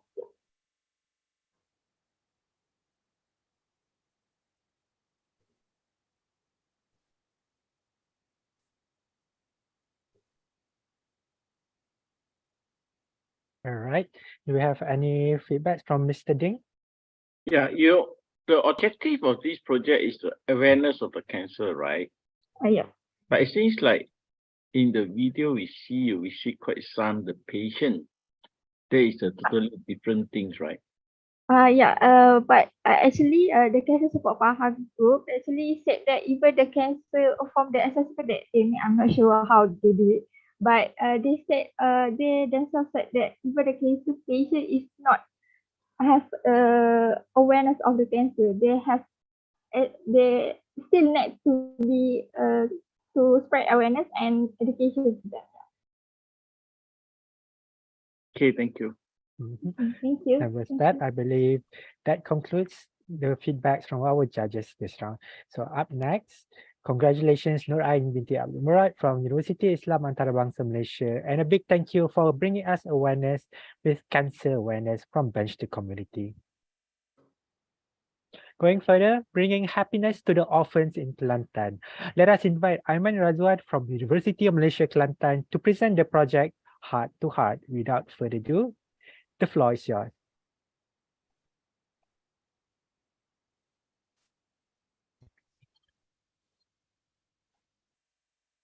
So hi to everyone. My name is Aiman Razwan. I am the project leader for the Heart to Heart project by Merge Multimedia Club, Universiti Malaysia Kelantan. So what is Heart to Heart? So the project background for Heart to Heart is we want to bring happiness to the orphans community near us. So we held our program at Yayasan Kebajikan Anak-Anak Yatim Kelantan. So this project also joined by 30 students from Universiti Malaysia Kelantan and 100 orphan students from Yayasan Kebajikan Anak-Anak Yatim Kelantan. And then our project process is first we held the book donation day for the donation to the Yayasan Kebajikan Anak Yatim. And then the program day, we first paint the mural and then clean the surrounding. And finally, we built the mini library corner or reading corner. And then we also make activities with the students, the orphan students, to play with us from Universiti Malaysia Kelantan. And finally, we give presents to the orphan students at the Yayasan Anak-Anak Yatim. And then the challenges that we face during the program, we face the challenge that is the date of the program. We first we must change the date of the program because of many factors such as transportation problem, many problems for the date of the actual program. And we also have problems in shortage of the member to execute this program. And then the project outcome, we finally managed to make orphans happy by playing with them. And then we also see the surrounding of the orphanage. And finally, we also increase the orphan spirits in public. And this is the financial report of our project. We have the balance that is 150 ringgit balance. And this is also the financial report. And these are some of the bits from our program. First is mural design. This is the mural design that we paint at the yayasan. And also at the right, the happiness that have been shown by the orphan students. And this is our appreciation from Universiti Malaysia Kelantan to the management of Yayasan Anak Yatim. And this is our farewell to them, the orphan students. And this is the confidence lifted by the orphan student by talking in public in front of all. And finally, this is the playtime, the games that we played with the orphan students. And this is our video, so let's watch together. Heart to Heart is a project from Merge Multimedia Club from Universiti Malaysia Kelantan in association with My Starfish Foundation. This is a charity program for the orphans community in Yayasan Kebajikan Anak-Anak Yatim Kelantan. The process of the program is we held a book donation day at our own campus, that is Universiti Malaysia Kelantan, and the collection of the book will be donated to the orphanage. On the first day of the program, we have painted a mural, cleaned the surroundings of the orphanage, and built a mini library for the orphans to study at the mini library.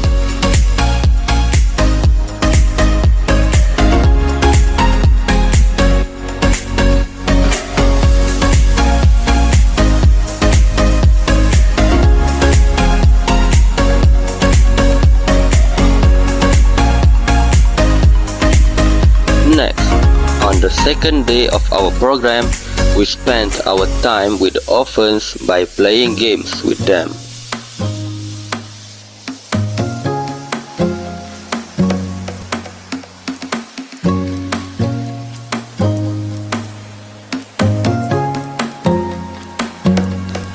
The first game that we played with them are draw the spirits of animal in your soul, and they have to draw it in mahjong paper, and after they finish drawing, they have to present it in front of all.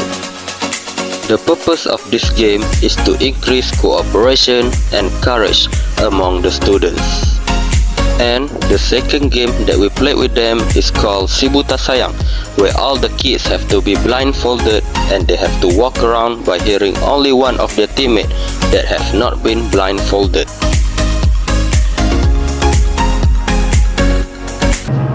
Sebagai pihak yatim, Yayasan Pendidikan Anak Yatim Kelantan, saya ingin mengatur penghargaan yang tinggi kepada My Starfish Foundation di atas sumbangan yang menjayakan program pada hari ini lah. Okay. Ini saya rasa dapat memberi sedikit keceriaan kepada mereka dan juga menunjukkan keprihatinan kita lah sebagai mahasiswa. So finally our program has done in 2 days of this project has been held. So I want to thank you to My Starfish Foundation for supporting this project, and I want to thank to Yatim for supporting also this project and let us merge help this program at this venue.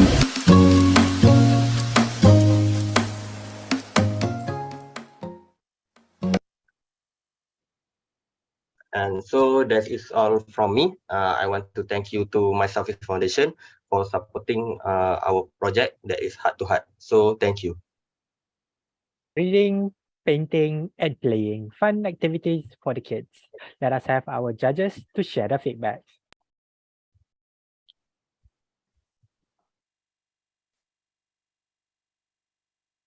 So Aiman, thank you for putting in the effort to bring joy to the children. So personally, how do you benefit from this participation?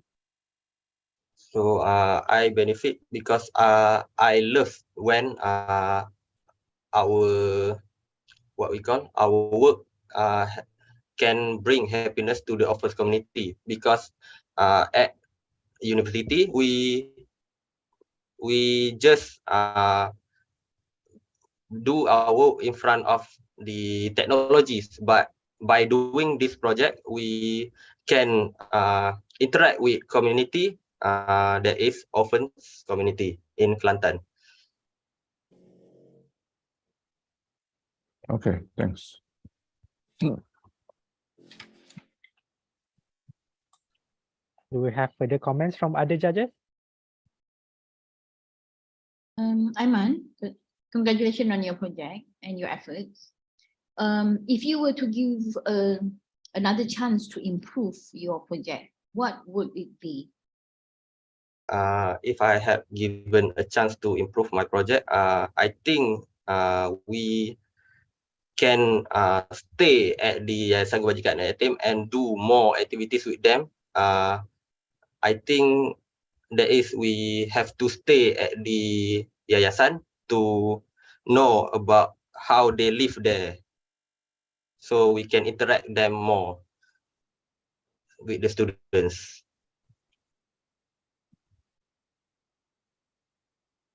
Mr. Wong or Mr. Ding?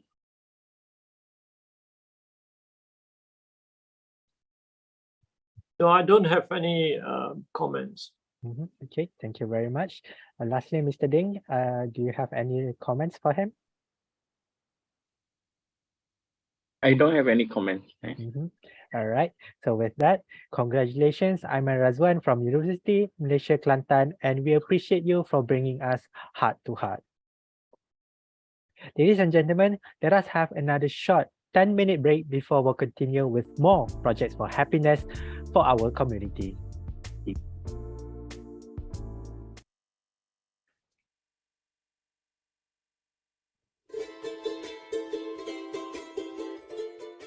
Parit Jawa.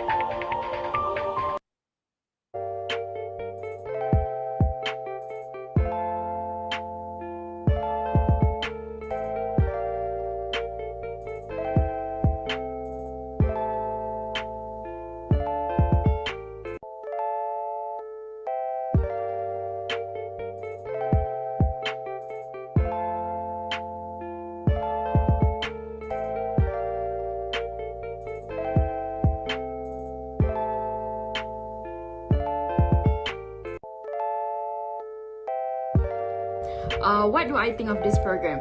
I think this program is very interesting, beneficial and insightful. We got to learn more about cancer patients and engage with the community itself. Next, how does it affect me as a committee? Overall, I think this program really helped me to become a better person as a whole. I learned a lot about leadership and teamwork. It also strengthened my social skill and helped to broaden my knowledge in all aspects. Would I join more of a program like this in the future? Why?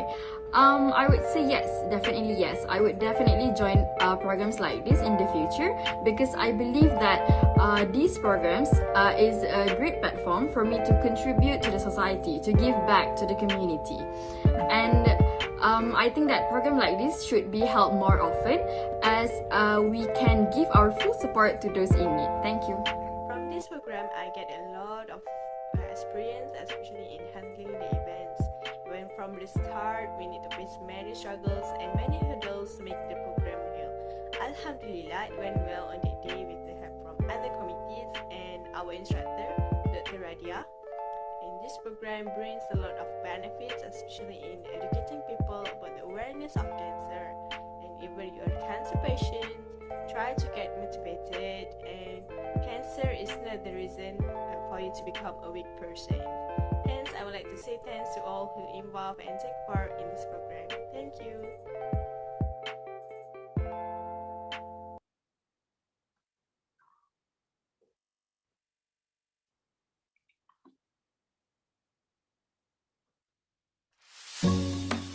Heart to Heart is a project from Merge Multimedia Club from Universiti Malaysia Kelantan in association with My Starfish Foundation. This is a charity program for the orphans community in Yayasan Kebajikan Anak-Anak Yatim Kelantan. The process of the program is we held a book donation day at our own campus, that is Universiti Malaysia Kelantan, and the collection of the book will be donated to the orphanage. On the first day of the program, we have painted a mural, cleaned the surroundings of the orphanage, and built a mini library for the orphans to study at the mini library.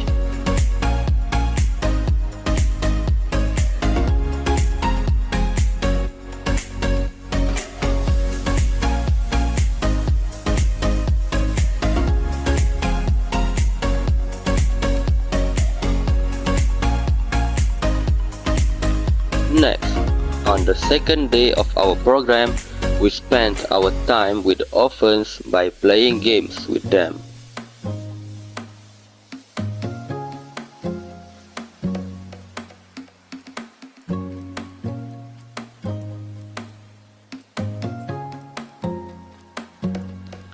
The first game that we played with them are draw the spirits of animal in your soul, and they have to draw it in mahjong paper, and after they finish drawing, they have to present it in front of all. The purpose of this game is to increase cooperation and courage among the students. And the second game that we played with them is called Sibuta Sayang, where all the kids have to be blindfolded and they have to walk around by hearing only one of their teammates that have not been blindfolded.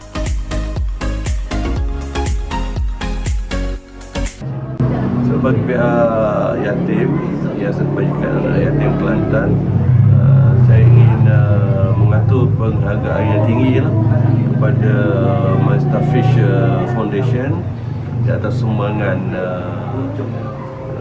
yang menjayakan program pada hari ini lah. Okay.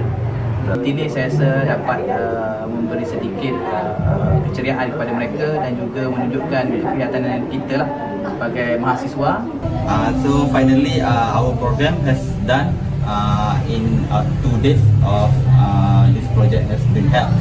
So I want to thank you to my Starfish Foundation for supporting this project, and I want to thank to Yatim for supporting also this project and let us much help this program at this venue.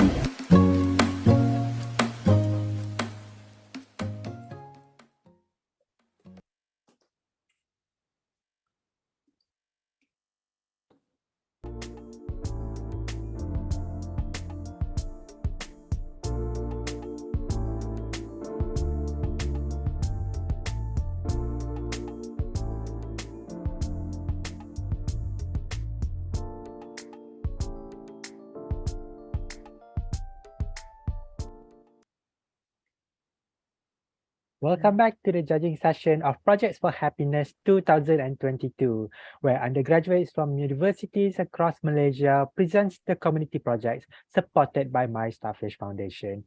Here at Projects for Happiness, we believe your action changes the world.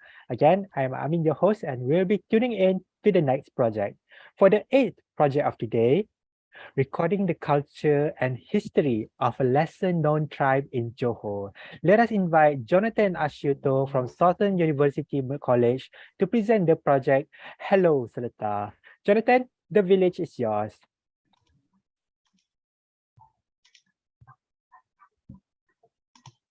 Okay, thank you so much, Amin. Okay, a very good morning to all the judges and everyone here at Project for Happiness. My name is Jonathan, the project leader, and I'm from Sultan University College. And here I'm going to present to you about a project called Hello Seletar. So firstly, let me introduce you to our project. So what is Hello Seletar? So basically, Hello Seletar is a project to help preserve and conserve the history, arts, and culture of Orang Seletar by recording it down into a book. Then this book will be distributed to libraries, universities, cafes, communities all over Malaysia, and also one library in Singapore. And not only that, we're happy to say that our project also applied and received grant from Think City to organize a creative exhibition to create awareness of the culture of Orang Seletar here in Johor Bahru late in this April.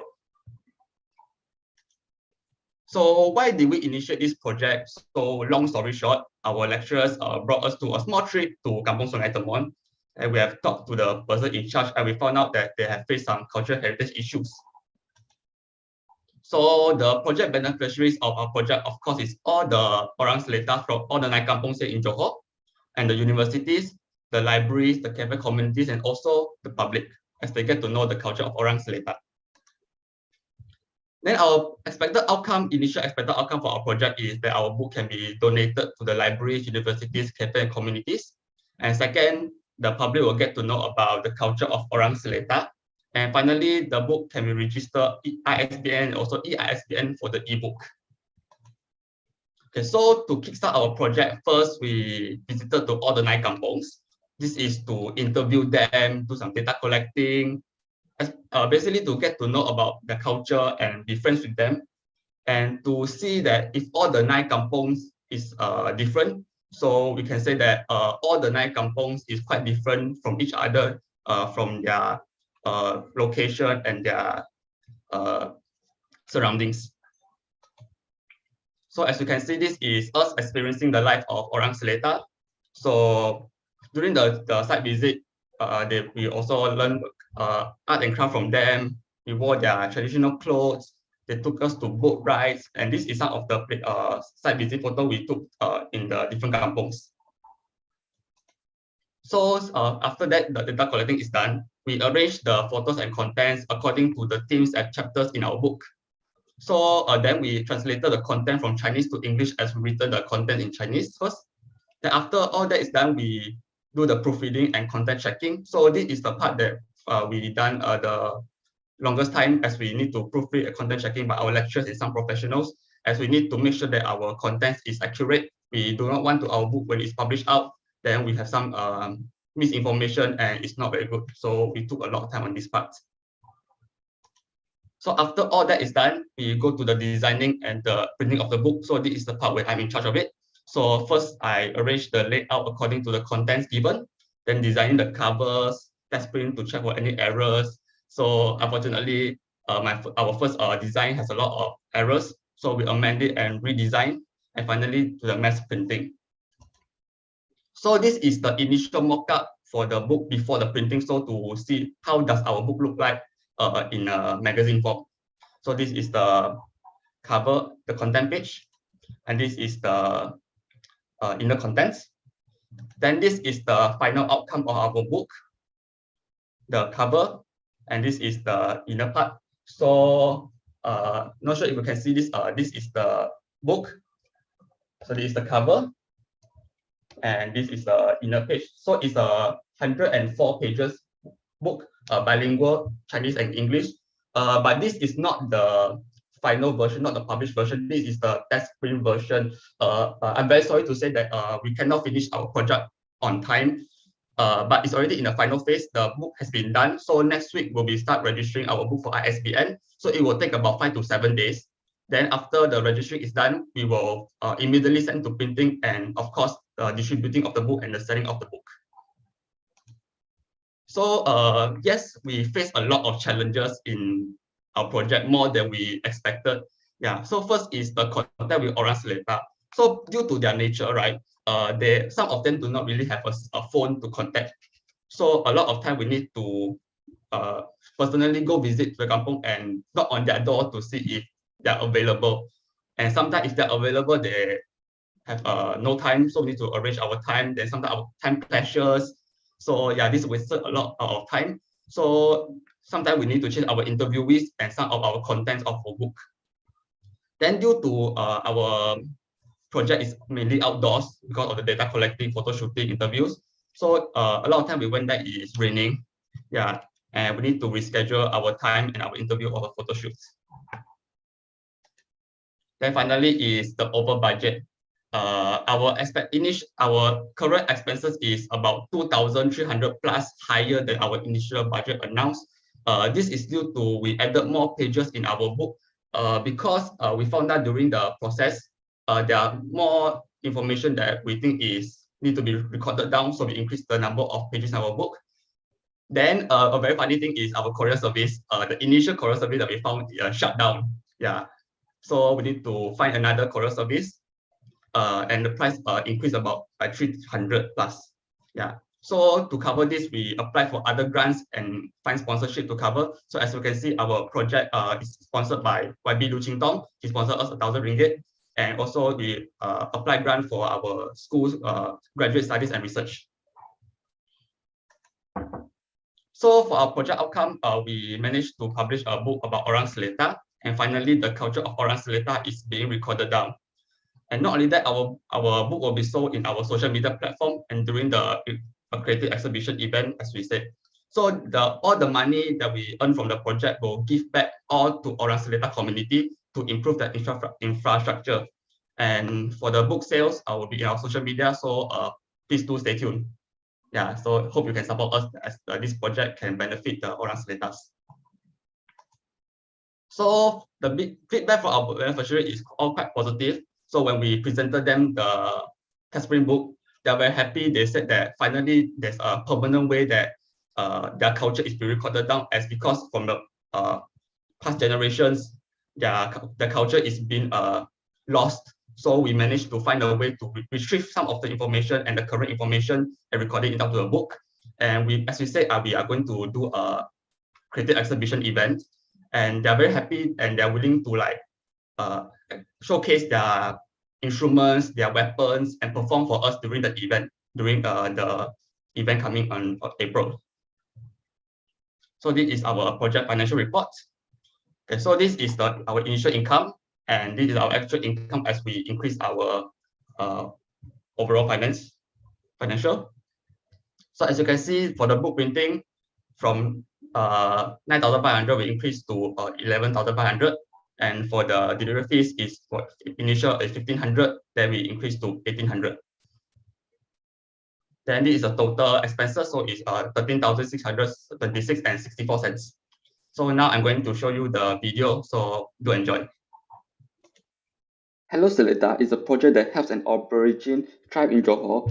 They are called Orang Seletar to publish a magazine-style book. We want to take what they say orally, record it in the book, because orally can be lost at any time.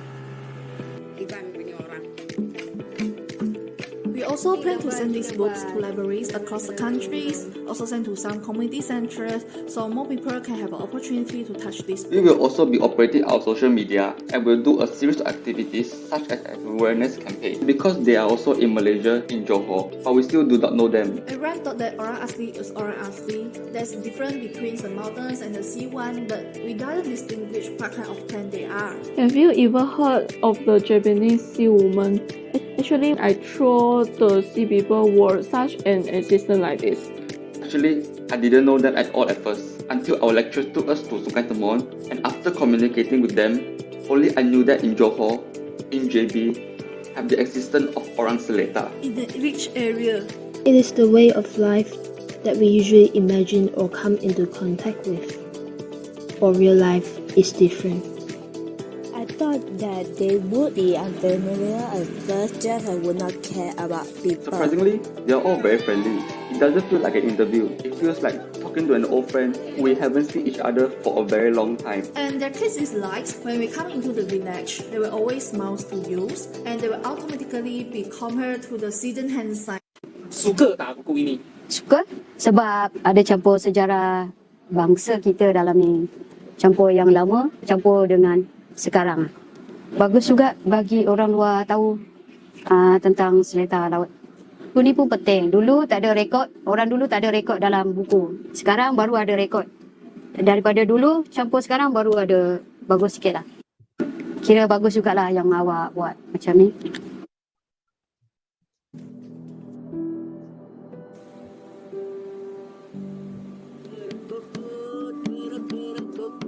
It was little hearts because they may not be very concerned about their own culture. We found that many things is empty. Found that difficult. We have been to those kampongs. Their living environment is not very hygienic. My most impressed is when I going to Pasir Puteh, a village over there, and then we talk with a female village.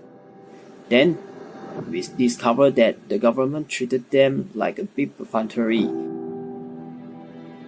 It is obvious that her eyes are full of despair.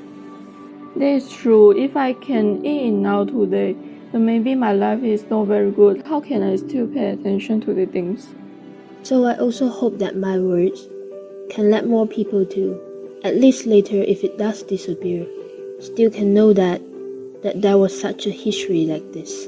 Instead of Chinese, Indian, and Malays, there is another minority we have not discovered yet. Hope this project can have an impact to them, and for us, everyone in our team, as a college students from this project, we can feel that we are live in a very good country, because there are different cultures here to let us accept and understand.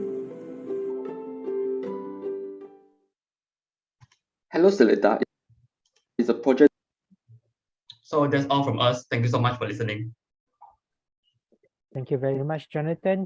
Recording, writing, and publishing the history of a tribe in Johor. Now let us invite our judges to share their thoughts. Hello, Jonathan. Hi, Prof. Wan. Congratulations to you and your team.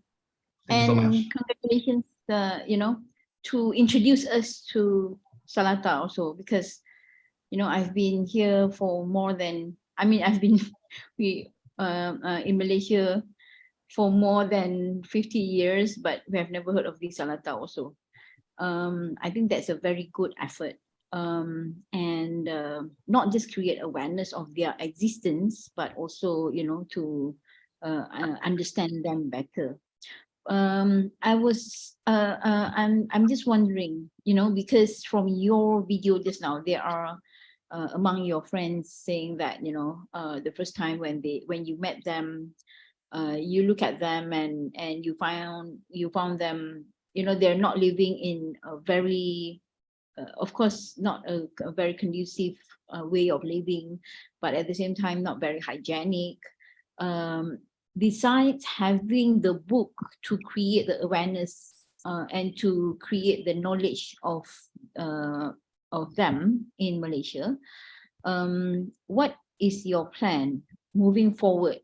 Because I do believe that we can do more, we can do more by not just publishing the book, but also trying to help them to try to solve their issues also. Okay, thank you, Prof, for the question. So actually, because we need to raise awareness of not only their culture and also their difficulties they're facing. So in like our social media and like as an event we're going to do, so we wish that like people will want to help out so that they can reach out to us and see what they can do. So example is that my friend who is working in JNT, so they came across our project. So they found out that they wanted to help them. So they asked us, how can we help them, or is there any contact they can reach out to them? So I gave them the contact number. So they do a CSR campaign in their company to help them to provide them clean water, because at some of the kampong, they do not really have clean water at all. So they help them to provide clean water. So I think we created a platform. Maybe at first now it's a very small platform. Maybe in the future, if we can create a bigger platform of awareness, because these are the stepping stone, just a phase 1 project. So I think from what we did, we can have a small impact. So I believe that in the future, maybe throughout the event and more awareness in our social media, we can let more people to understand and help out in this project. Thank you. Thank you. So it's like a platform to trigger the awareness and bring help. Yes. Thank you. Yeah, Jonathan, congratulations. It's a very interesting project. I love it. Thank you, Mr. It's a very interesting thing. How big is the community actually in the Johor for this Seletar? Okay, so they are very less. There are about 2,400 people currently. They're separated into 9 kampongs all over Johor. So all are living in the Johor Tebrau Strait. So there are about 8 kampongs in Johor Bahru and 1 kampong in Kota Tinggi. The total is about 2,400 people. Okay. So how many pages is the book?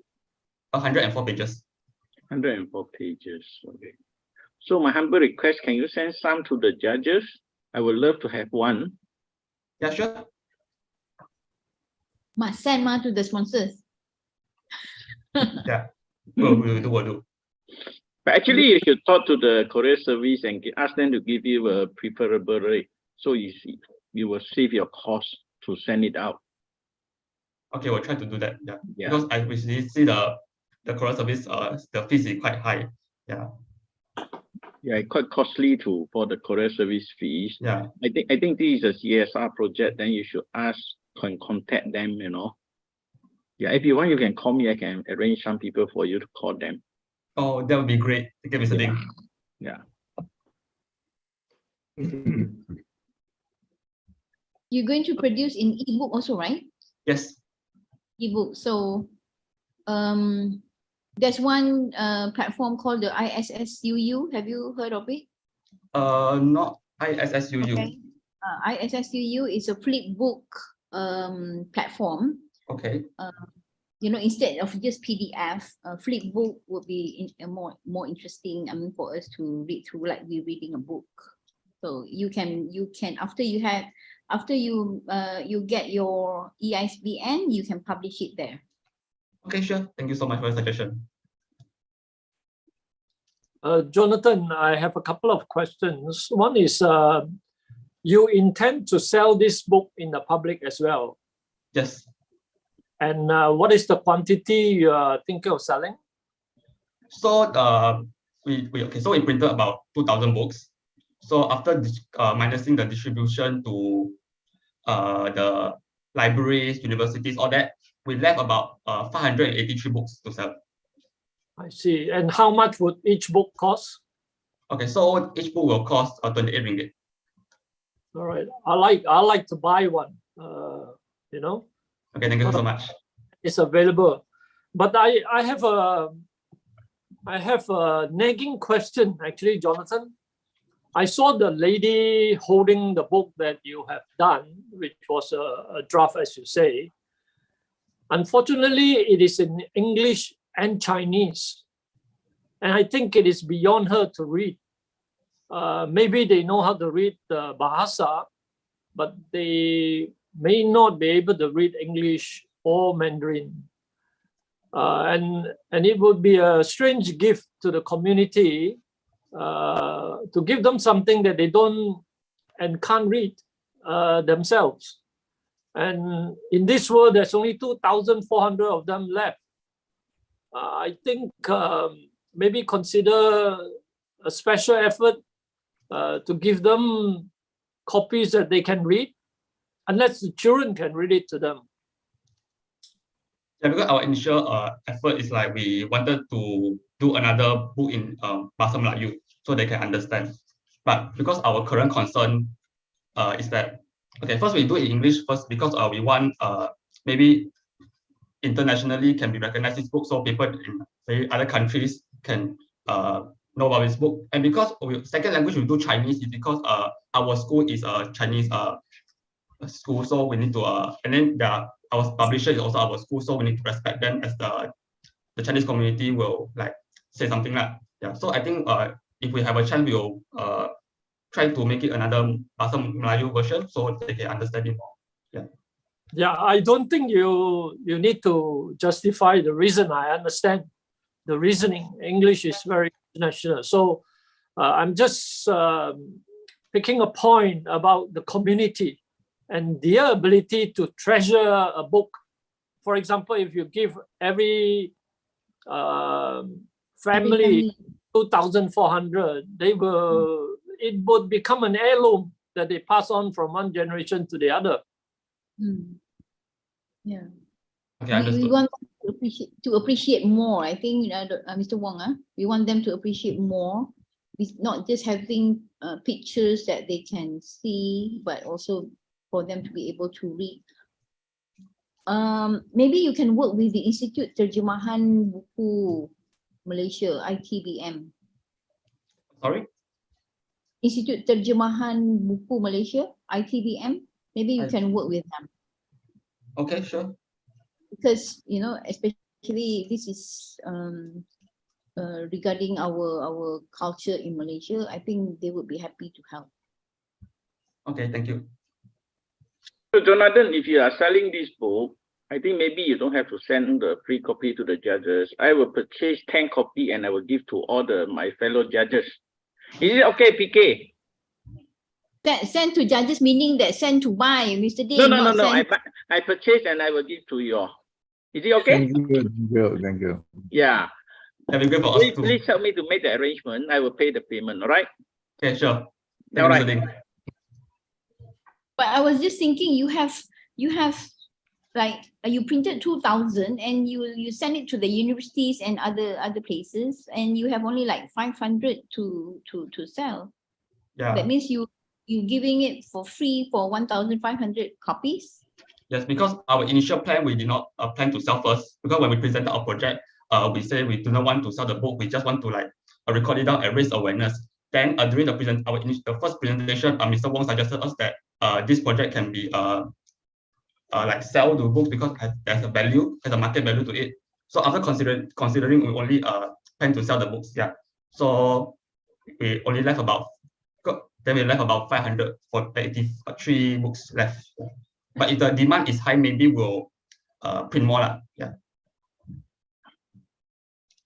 You've taken up a wonderful project, Jonathan. I congratulate the whole team. It's really well done. You're keeping history alive, yeah, and that's very important. Preserving it, yeah. Yeah. Thank you, judges. Thank you. Those are all from our judges, and they all appreciate your lovely project. So congratulations, Jonathan Asciuto from Southern University College, and a big thank you for recording us the story of Hello Seletar. Going further, teaching environmental awareness to our indigenous children in school. Let us invite Muhammad Dashul Hakimi bin Muhammad Rasali from Universiti Pendidikan Sultan Idris, UPSI, to present the project Generating Rural Environmental Awareness Team, aka GREAT. Hakimi, the Thank floor is you, yours. Amin, for the host today.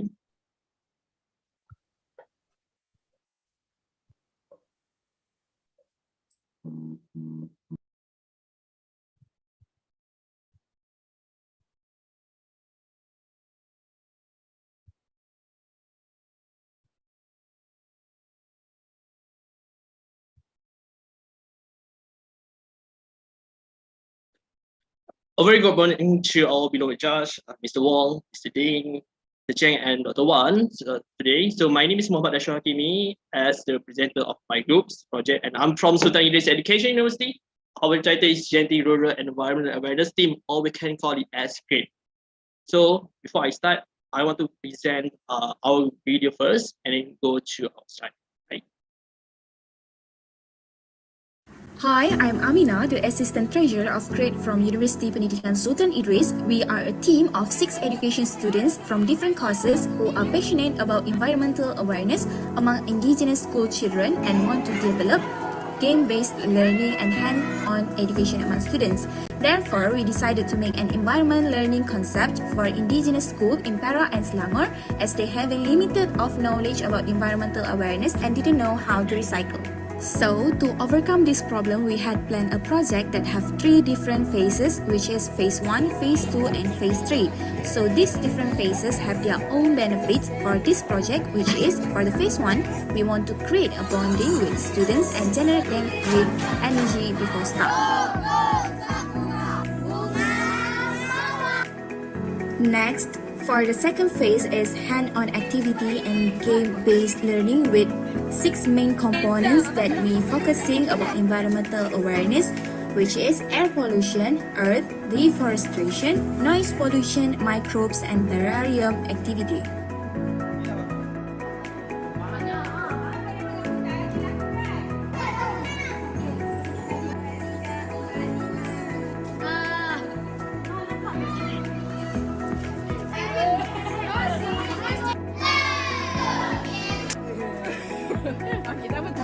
Jadi jangan minum air kotor tau.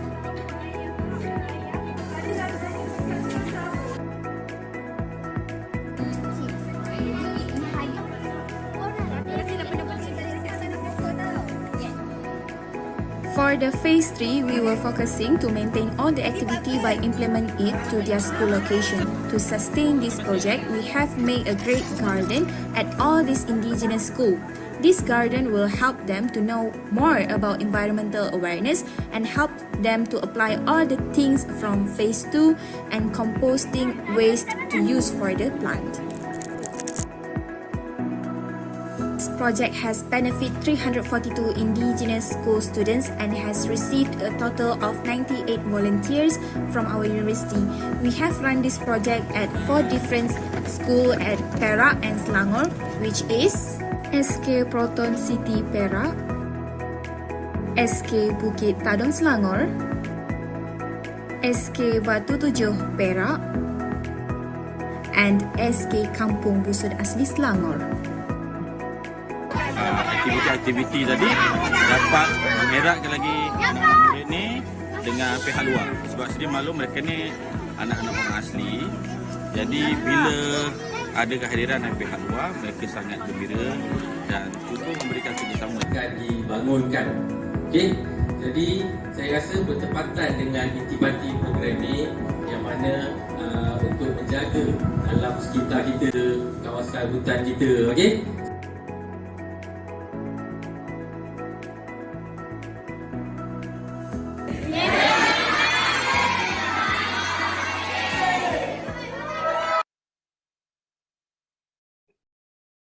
So here I'm back.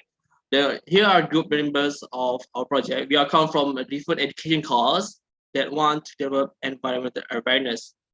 So the project about the focus of project is about to raise environmental awareness, develop game-based learning, and hands-on education learning among Indian students. So this project took place at 4 different schools in Perak and Selangor, either from October 15 to November 26. 342 students have involved for this project, and to run this big project, we have get 98 volunteers from our university. So, as a result, there are numerous environmental disasters, including river pollution, landslides, air pollution, deforestation, and so on. So, we are aware that indigenous population needs to receive environmental education. As soon as possible, we start our project on the 1st October by meeting with our volunteer. So, in addition, we start this project based on SDG by United Nations, that we want to educate environmental awareness start from the primary school itself, and all the activities are based on quality education, clean water and sanitation, climate action, and life on land. So next, the number of volunteers to participate in this project increase day by day. So therefore, we implement training of trainer program to ensure all volunteers are ready. And plus, the spirit from the volunteer, we also made a special shirt by using our own money. So what we expect from this project? The students can utilize the second concept, sustainable green practice as a daily practice, preserve health of nature, and the most important part is one to raise environmental awareness among them. So this is a process of the project. We have 3 different phases. So phase 1 is focusing on team building with the volunteers and the students. The phase 2, we have 6 activities that have 6 main focus about environmental, which is the first one, air pollution, earth deforestation, water pollution, microbes, and terrarium activity. And the last phase 3, we want to sustain all the 6 activity by implementing it to the garden. At all of our schools, we have a garden that have a 3R concept in that.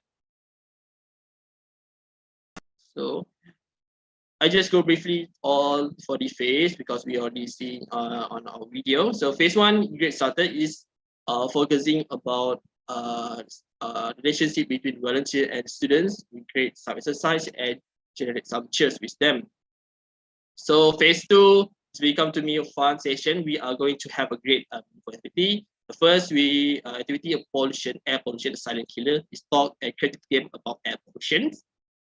And second is our workers training how they can compose food waste and recycle food waste. We teach them. And then third one is deforestation games, a big snake and ladder game about awareness of deforestation. Oh my years, technology approach about noise pollution by using measurement tool. We calculate and measure the decibel of sound that comes from noise pollution. And the fifth, microbes are everywhere. His hands-on activity about bacteria and virus by using agar plate and microbe in the river. They really love to use the microscope because this is the first time they see it and they use it. So for the last phase, so for the phase 2 is the miniature garden. They have to create and decorate miniature gardens with a low maintenance of budget. So in phase 3, we are sustaining the grade to ensure those activities that we go through project creates for the long-term longevity for this project. In this phase, we provide a mini garden at each school and 3 art center. So for the challenge, we are facing a few challenges of this project. One of them is the question of the schools. Okay, we got sponsored by our university for the bus, but they have very strict SOP, and the bus don't go to the rural area. And for that month, a lot of landslide cases happen in Pendidikan Malaysia. So plus one of the school that we want to go don't have the road access and bus can't go there. Thanks for the culture barriers. We have the culture barriers among us and the children as they have unique dialect. Okay, so how we want to overcome this problem? Firstly, we have to discuss with our university transportation department, and they approve 3 or 4 schools. Unluckily, for the school that don't have the road access, escape purpose in Perak, we have to change the project location to another school for our own safety. Next, we have to speak in Malay and also meet with some with their dialect, so we can still communicate well with them. So after a month, we go back to the schools and we had a post survey with them. Before we start the project, we also have a pre-survey which then only 27% know about environmental awareness. After all 6 main focus and 3 are garden that have practiced by them, the percentage increased to 82%. Okay, so next, after we go back to, so they apply and sustain the sustainable practice and green habit into their daily practice. And last one, we offer long-term benefit for Indian students. So the benefit 342 Indian students, 4 schools that have received the impact of this project. We have 6 activity and 5 years of sustainable garden. So this was the positive feedback from our Malaysian friends that gave a positive feedback and real love to our project. So the total for our income is 6,377 ringgit and 50 cents, 40.1% from crowdfunding and 59.9% from sponsorship from my Starfish Foundation.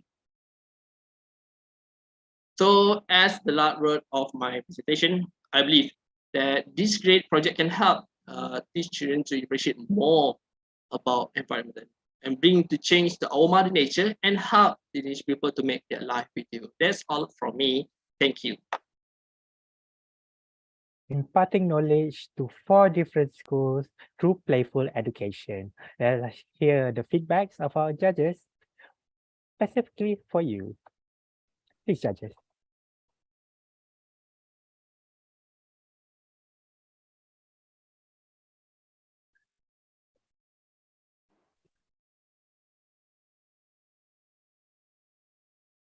What is the biggest challenge that you have when you conduct this? Okay, so the biggest challenge we have because we go to the 4 different schools. Okay, we have difficult for the first the language we interact with them, and then how we want to manage the student. We come from a background of education, but we come from secondary school. So this we want to go to primary school and we go to the rural area. This have a good benefit to us as a teacher one day. Okay. I like the part that you did the survey before and after. At least you do the assessment, how far you have gone on the project. I think that is a good part. Thank you, Mr. Ding.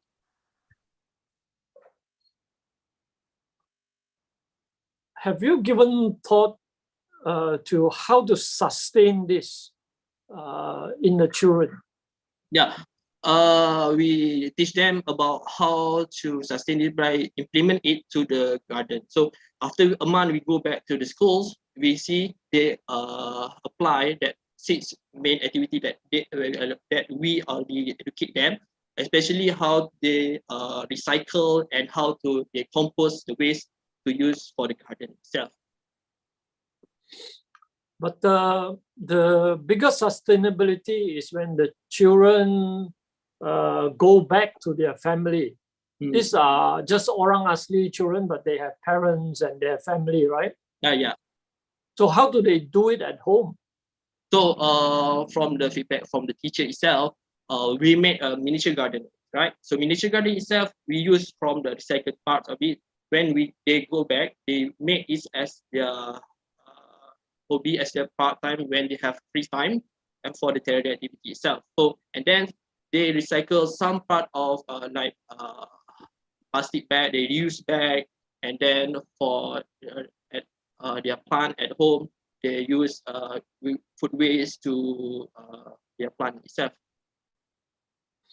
Maybe as a suggestion, you know, in this case, you could have a chance to do some re-engineering. Yeah?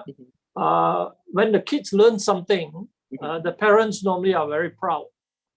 And maybe get the children to teach the parents. And in that way, you actually provide a more fertile ground. You know, if you throw a seed on non-fertile ground, it cannot grow. So when the kid goes home and the parents are not supportive of what they do, they will give it up. So maybe teach the children how to teach their parents. Yeah, I can't be more agree with Mr. Wong. I think you should have the plan how to make the little children as a messenger to bring the message back to influence their parents and to have the more impact on this project. Right, thank you, Mr. Dean, for the idea, and thank you, Mr. Wong, for that. So I will. Yes, I would like to add to that because Hakimi, you are a degree in education. Right. Faculty of Science and Mathematics, right? Right. Okay, so you have all these. I mean, you have all these activities that you have done with the students, and you said you get good feedback just now from the. Was that like penolong kanan or? Oh yeah, penolong kanan. Yes. Okay.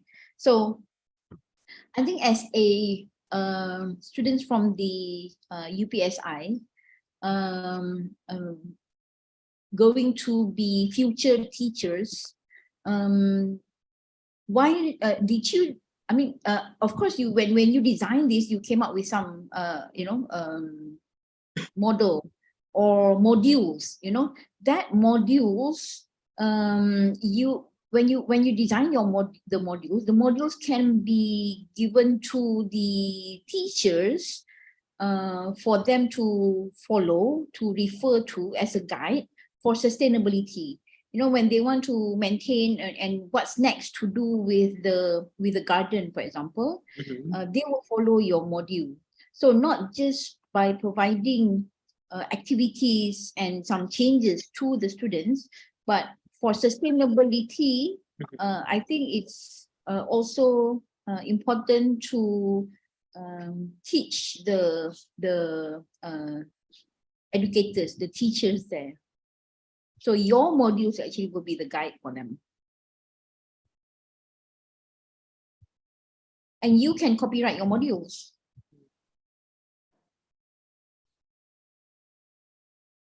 Hakimi. Thanks to the one for the idea. So I think modules is a great idea for our next great project.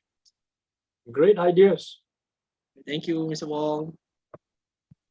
Just a small suggestion from me. Maybe you can think of to have the parents, they ask the children to bring the parents to the school, or you visit the village to have the session with the parents and to spread out the message, what you try to do and how the parents also can join in the project with the children.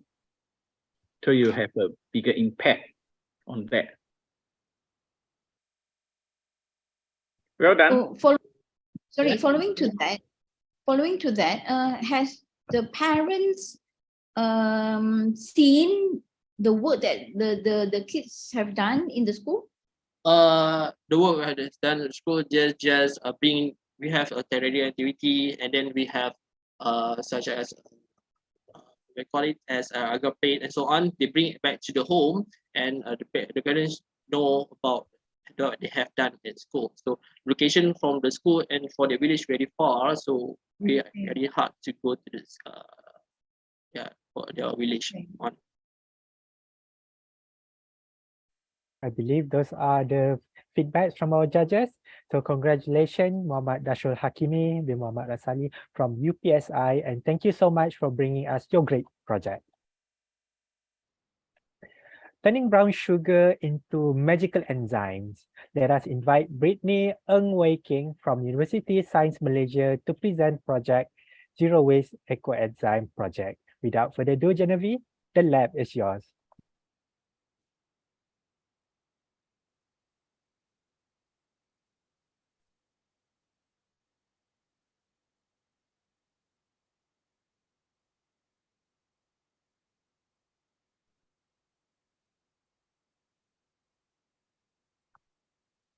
Thank you to the MC. Good afternoon to all judges and everyone. Greetings from Universiti Sains Malaysia, the Zero Waste Ecoenzyme project. I'm Brittany, will be the main presenter today. Before I start, I will share a little bit on what we do for our project. Basically, for our project is to aim to reduce the organic waste produced by the household, such as food scrap, fruit, vegetables from our food in our daily life by producing the ecoenzyme. First, we will mix all these waste together with the water and brown sugar according to the ratio. Then we will ferment the mixture for 3 months. After 3 months, we will filter the liquid, and this liquid is known as ecoenzyme, which has a lot of functions such as cleansing agent, fertilizer, pesticide, or we can use it to clean the water. It is quite easy to produce this multi-purpose liquid, and it can help to transform the waste into useful things. So why we initiate this project? According to our survey at Kampung Sungai Buaya, a small village in Nibong Tebau, Pulau Pinang, that is active in agriculture activities, we found out villagers there do not have much knowledge on how to treat the waste from the activity.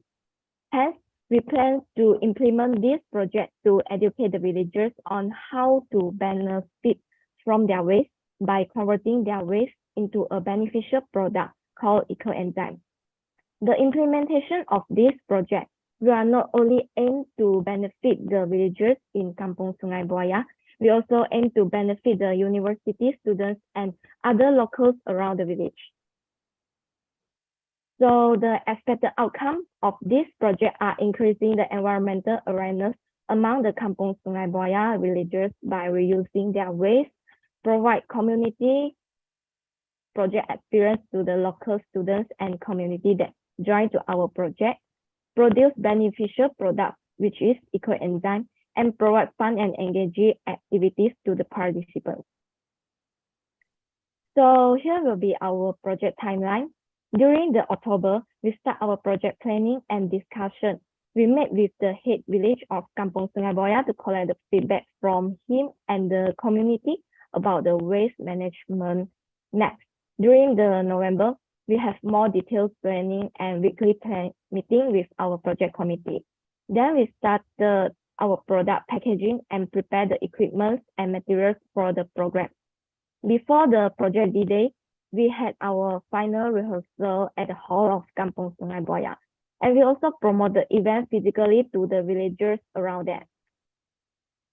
So here are some of the activities that we conduct during our D-Day. The main agenda for our project is the workshop session to teach the participants how to make ecoenzyme. We give them opportunity to cut the organic waste, measure the materials, seal the enzyme to have better exposure on the procedure of making the ecoenzyme. We also conduct some station games to increase the bond between the participants. Other agendas include opening ceremony with our sponsors and advisors, inspiring talks about the ecoenzymes from our speakers, lucky draw and free lunch session. So here are some of the group photos during the project D-Day with our participants. And during this project, the most challenging things that happen is our project clash with the PRU season. Hence, we have to change our project date and plans for several times. Other than this, due to the head of villagers in this village is someone involved in the politics. So most of the villagers thought the program is related to politics. And when we promote the program through him, the villagers didn't want to join it. This led to our second challenges, which is the participation of the villagers. Since we hope most of the participants will be from the villagers. However, we still managed to gather more locals from the village, which include 106 students from university, 28 local villagers, and 32 locals around the village. And how we overcome the challenges, we can summarize it into 2B, which is better planning date and better marketing strategy. We propose some different backup plans for the date, and we try to promote the event through face-to-face promotion to avoid any controversies. We also prepare the hard copy flyer and share the program with the villagers before the program and during our rehearsal time. At the end of the day, we drew the attention to the villagers as many of them come to walk into the venue and visit to our program, although they didn't pre-register for it. And after conduct this project, the participants were exposed with knowledge about the ecoenzyme and environmental and economic benefits. The connection between the participants, especially the villagers, also enhanced through the program. The environmental awareness was also increased among the villagers. And all in all, everybody enjoyed the program and they agreed to have more related programs like this in the future. So here is some of the feedback from beneficiaries show that we have achieved our program objective. Most of the feedback show positive comments. And for more information on the feedback, you can scan the QR code below here. Here is the financial report for our project. We have received 1.3K from my Starfish and 716 ringgit from crowdfunding. We also spent around 2,037 ringgit for this project. The extra expenses were covered by our other sponsors such as Penang Youth Development Center, Encik Suami Restaurant Nibong Terbau at Pulau Pinang, and our university club money. The money from my Starfish Foundation were spent on the apparatus, materials, and venue. So here is all the sharing for the presentation. Let us enjoy the video for our project.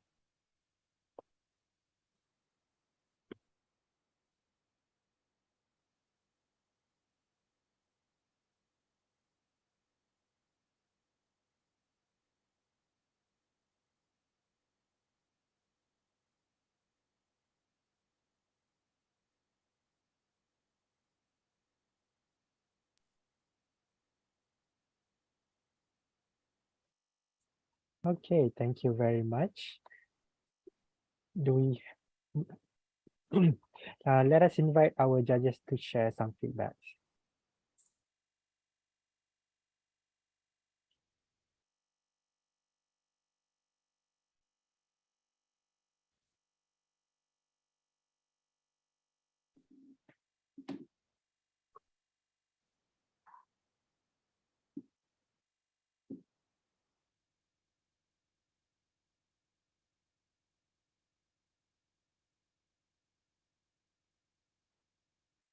Hello.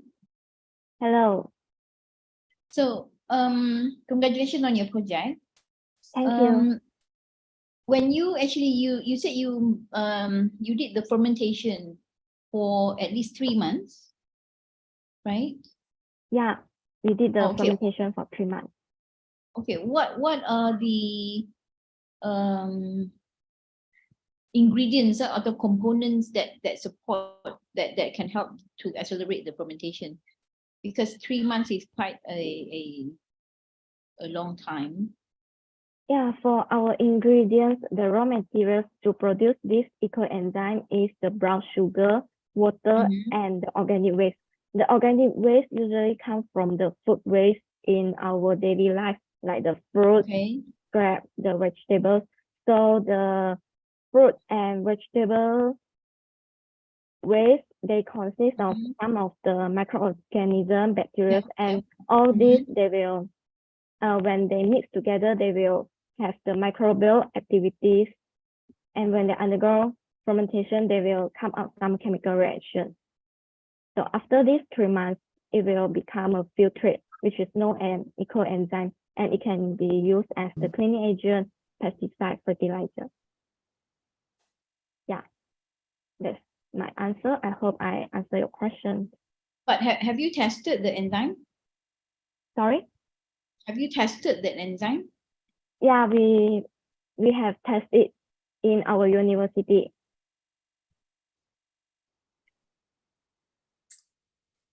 We try to use it for the wastewater treatment. Like we collect the wastewater from different places, from the rivers, from different village, and then we add in all these ecoenzymes to observe its BOD and COD. Yeah. And other than this, we also use it to clean the equipment dirt. Like we will dilute it with the water, and then we take some dirty plate or the cup, and then we try to use the dilute Ecoenzyme to clean all this dirt. And how much? Sorry? How much waste that you have used for this? You mean producing the Ecoenzyme? Yeah, the waste that you need to use for the fermentation. How much waste that you have used? Actually, it's according to the ratio. The ratio we usually use is 1:3:1. Like 1 ratio of brown sugar, 3 ratio of fruit, which is organic waste, and then 1 ratio of the water. 10 ratio of the water. I know, but the idea of having this project is to, is to use the excessive waste, right? And turn into wealth, waste to wealth, for enzyme. But based on your project, how many % of waste that you have used compared to the existing waste that are present? How much of the waste that you have used for this enzyme? For this enzyme, how many kgs of waste that you have used? How many hundred of kgs of waste? It depends on how much of enzyme we produce. Like from our project, because for our project, we asked all the villagers bring their waste from their household. Okay, how much? So how much is it? 100 kg, 50 we kg? didn't measure it at the initial, but at the end, we have successfully produced around like 200 liters of enzyme. So if 200 liters of enzyme. Yeah. Okay. Yeah. So if 30% of organic waste will 200 liters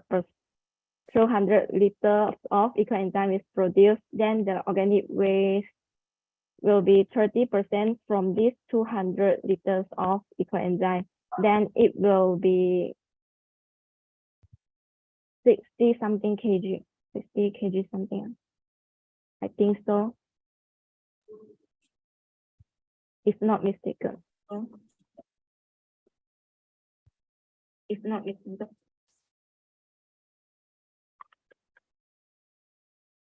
Do we have further feedbacks from other judges? Do you collect any data from those who attend the workshop that how many of them going back try to start to learn to make their own enzyme? So far, we have a group chat to keep on updating about the status of Ecoenzyme with the participants, because the fermentation of Ecoenzyme requires 3 months.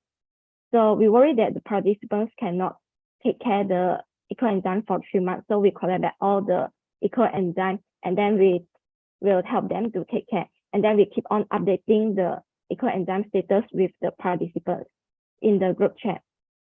So after these 3 months, we will bring back this product, the final product, to the village and then distribute back to the participants. And before this, we have distributed the final product, which we already make inside the university, to the participants to let them test. So if they, after they experience the usage of Ecoenzyme, if they feel it is useful function, then they will continue to produce it. So this is how the project sustain it themselves. And so far, we only feedback to them. And we collect the feedback during the D-Day. Why not you let them to bring back their own enzyme and you are teaching them how to maintain it? Because actually during the fermentation of enzyme, it releases the gas.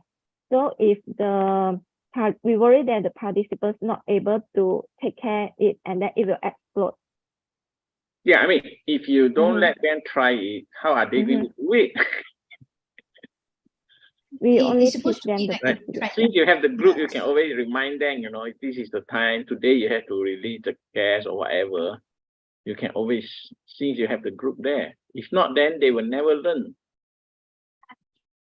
Yeah, it's like, you know, transferring the knowledge and technology, and they can do it at home. It's like producing the household enzyme. You get the idea or not? Yeah, I get it. Thank you for the feedback. Yeah, we will try to improve it next time. I believe those are the feedbacks from our judges. We here would like to invite you, Brittany, to present your video on your project. Yeah, yes, please give me some time.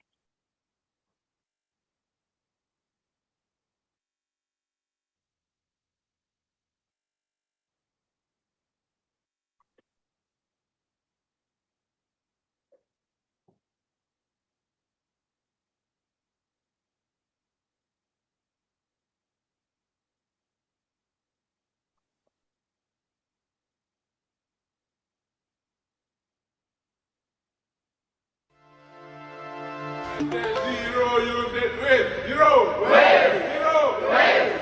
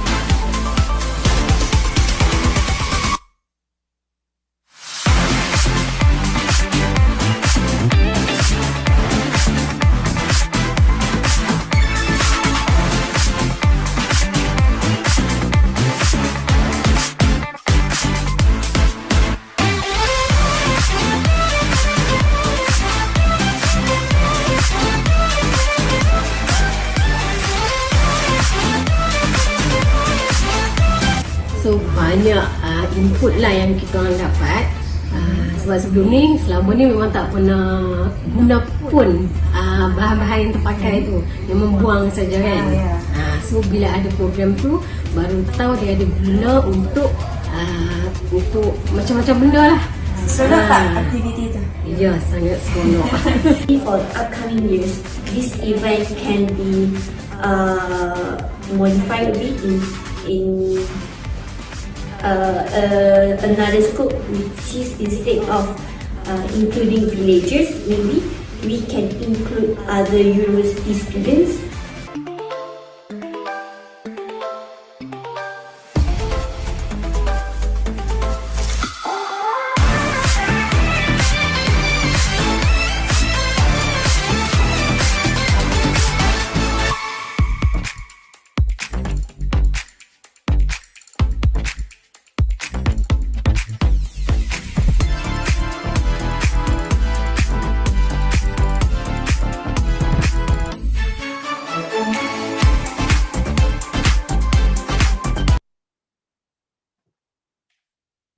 So that's all from Zero Waste Ecoenzyme project. Thank you very much. And congratulations, Brittany Ng Wei King from USM. And thank you so much for bringing to us Zero Waste Ecoenzyme project.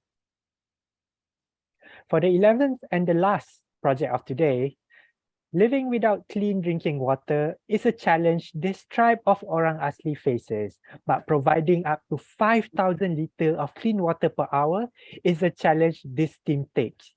Let us invite Nurliana binti Zamziba from University Technology Mara to present treat river water to facilitate Orang Asli community in Royal Belum. Without further ado, Liana, the field trip is yours.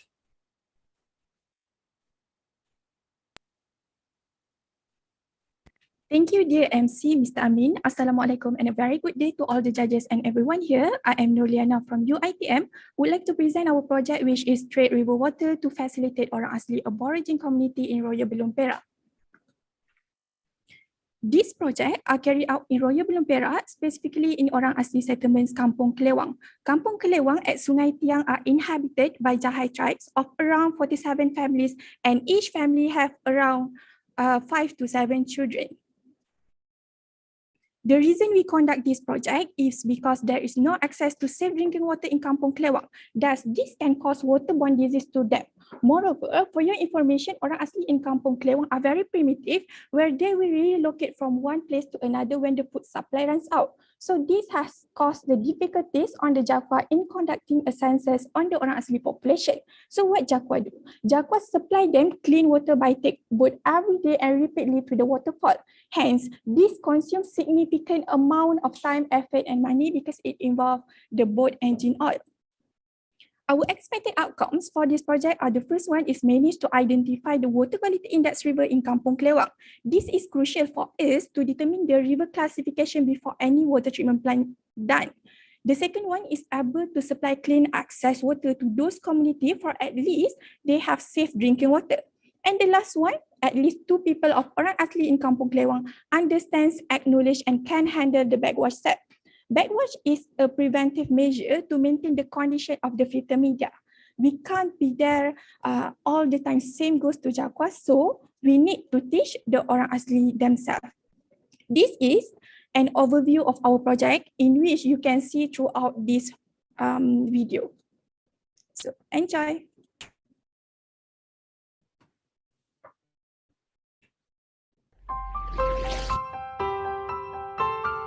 Our aim for this project are to identify water quality index and to supply clean access water to the community of Kampung Kelewang at Royal Belum. This community consists of 47 families with average of 5 to 7 children in each family. The reason we conduct this project is because there is no access to safe drinking water in Kampung Kelewang. Thus, it can cause waterborne disease to them. Our journey from Pulau Banding Jetty to Kampung Kelewang takes around 1.5 hours by using speedboat. Once we arrive, we are welcomed by Kampung Kelewang community, especially the kids. Hence, we take these advantages to give out some foods to them. Our project then started with water sampling as there is no data on the water quality index in Sungai Tiang, Kampung Kelewang. Water quality index will be identified through in situ analysis and ex situ analysis. 4 checkpoints along Sungai Tiang of Kampung Kelewang were done to determine the best water source to proceed with water filtration. After we have identified the water quality index, we design and develop mini surface water treatment plant using slow sand filter. Throughout the development of this water treatment, we meet up with the suppliers several times to discuss about the materials, suitability, together with the price of the water treatment. On 15 October 2022, we returned to Kampung Kelewang to construct the water treatment plant there. This footage shows the preparation before the construction of water treatment, where some of the villagers of Kampung Kelewang lend a hand to carry the equipments and sand media from the boat up to the place of installation. The materials for the body of water treatment is fiber reinforced plastic, which the lifespan can last up to 10 years. 3 types of media were used, which are gravel, coarse sand, and fine sand. While for the valve, we are using multi-pot valve, which it is the most efficient valve, which only require them to rotate them for backwash procedures. Orang asli community in Kampung Kelewang are primitive. Hence, we provide less and simple step of backwash so it will not burden them. Finally, the installation of water treatment is done. At the end, we guide two of the orang asli to perform backwash procedures. What I learned from this program is actually we need to work together and give our best to fulfill the village's need. It has opened my eyes on how I think about the world, and it was very satisfying to see their smile of happiness. Don't underestimate the power of self-improvement can bring. Serving the community is not just by money. We may also devote ourselves with the energy we have, no matter how little it was.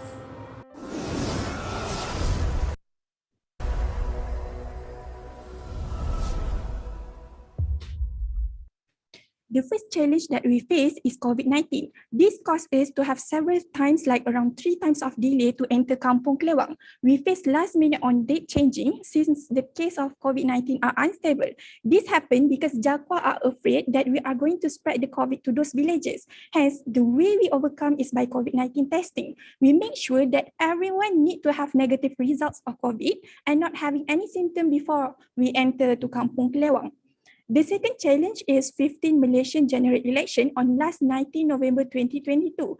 This election almost caused us to unable get the board for the installation of mini water treatment at Kampung Kelewang because during that moment, the election candidate used the boat to visit Kampung at Royal Belum. So the option we have is by dealing with Jakwa to get the exact date if our trip will be cancelled this time. But Jakwa also are not sure since we also face monsoon season during December.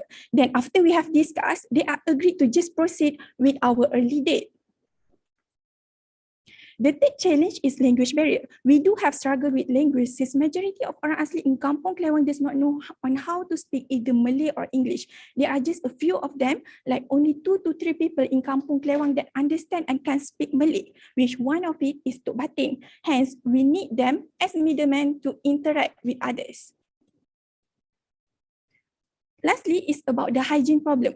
In Kampung Kelewang, they do not have toilets and clean access water and no proper excrement place. We are also afraid to use the source of water. Hence, we do early preparation on that, like prepare our own kemara meals and sufficient drinking water. This is our project implementation. This water filter using the concept of slow sand filter. The design water flow rate for this water filter is up to 5 meter cube per hour with 300 liter in volume, which can accommodate those around 250 people in Kampung Kelewang. And the lifespan for the body of water filter can last up to 10 years. As mentioned previously, in the video, 4 checkpoints are identified. That is, from the calculation of water quality index, water source 1 is being used as the source of water filtration. Since the higher the water quality index, the less polluted the water is. This is the result that we obtain from class 3 to class 2A. We can also see the difference with our naked eyes, where before the water treatment is done, the water is cloudy. Hence, we have successfully identified the water quality index, construct mini water treatment plant, and also teach 2 of the orang asli to conduct the backwash procedures. The only way to communicate with those orang asli in Kampung Kelewang is through Jakwa or Perbananan Taman Negeri Perak, which one of it is Cik Aznida. So here are some of the update on the water filter, and Alhamdulillah, everything went well. And we are not going to end just like this because we are going to return to Kampung Kelewang next March, inshallah, to check on the condition of water filter by ourselves. This is our project financial report, and from here we can see that we are shortage 550 ringgit, and this is due to the large amount of multi-port valve, which it costs 600. But no worries, because this amount had been covered by 2 of our lecturers from UITM, so they sponsored us. And apart from that, we also get support from the Jakwa and also from the UITM. Here are our team members with Dr. Safari Zainal as our supervisor. Thus, I as this project leader would like to take this opportunity to thank my Starfish Foundation to give us such this opportunity to contribute to the community.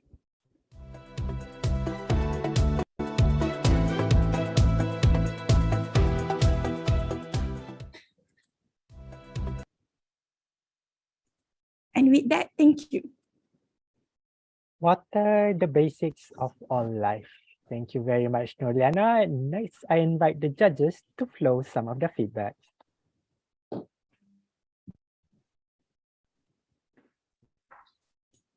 Nurliana, a good effort.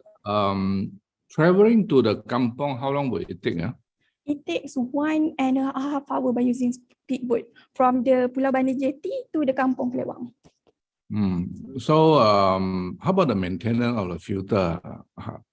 Okay, for the maintenance of the water filter, it will be done by the Jakwa themselves. And we are also going to Kampung Kelewang next March to check on the condition of the water filter. And Cik Azinda will always update to me if anything happened with the water filter. Okay. Liana, you mentioned just now that the orang asli, they move from place to place when the food runs out, right? Does that apply to this Kampung Kelawang as well? Yes, it applies to, actually, there are a lot of kampung in Raya Belum, and I would say that the government may put them behind. We didn't know that there still exists the orang asli like that. I also, when first time I'm going there, I'm like shocked that there is still people that are decades behind from this. My question is this: now you have put up a water treatment equipment in there. Yes. When they move, how do they move the equipment with them? Or they are again in another area where they don't have water? No, because in Kampung Kelewang, they also have provided them with the solar panel, and we put the initiative for them to not move. So Jakwa and also Perbandanan Taman Negeri Perak always look into those community in Kampung Kelewang. Okay, so they are not moving. So your equipment is good, huh? Yes. All right.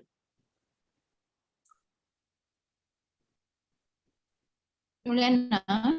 Ya, Doktor. Assalamualaikum. Yes, Waalaikumsalam.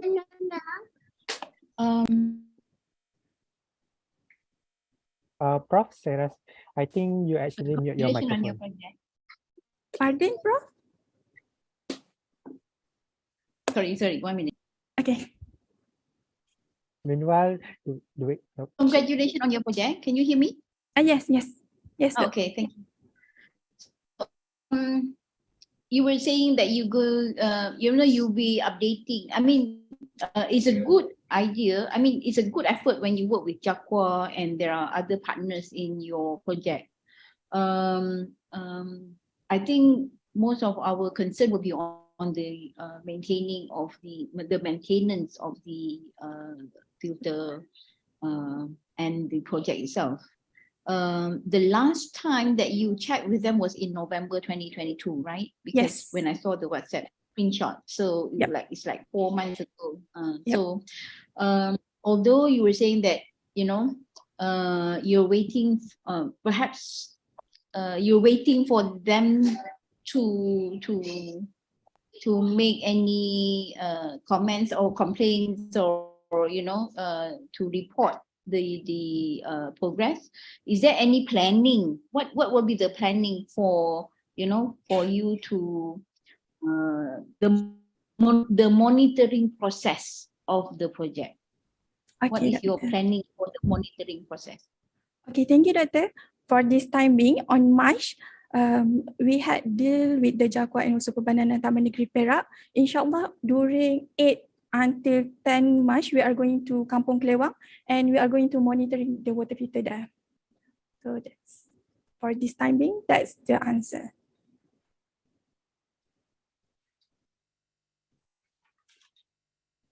Do we have further feedbacks from other judges?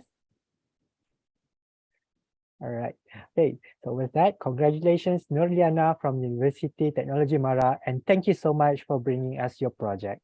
Thank you. With the end of the last project just now, we have finished both rounds of the presentation session for Projects for Happiness 2022. Please allow our panel of judges to discuss and evaluate which projects are the best highlight of today.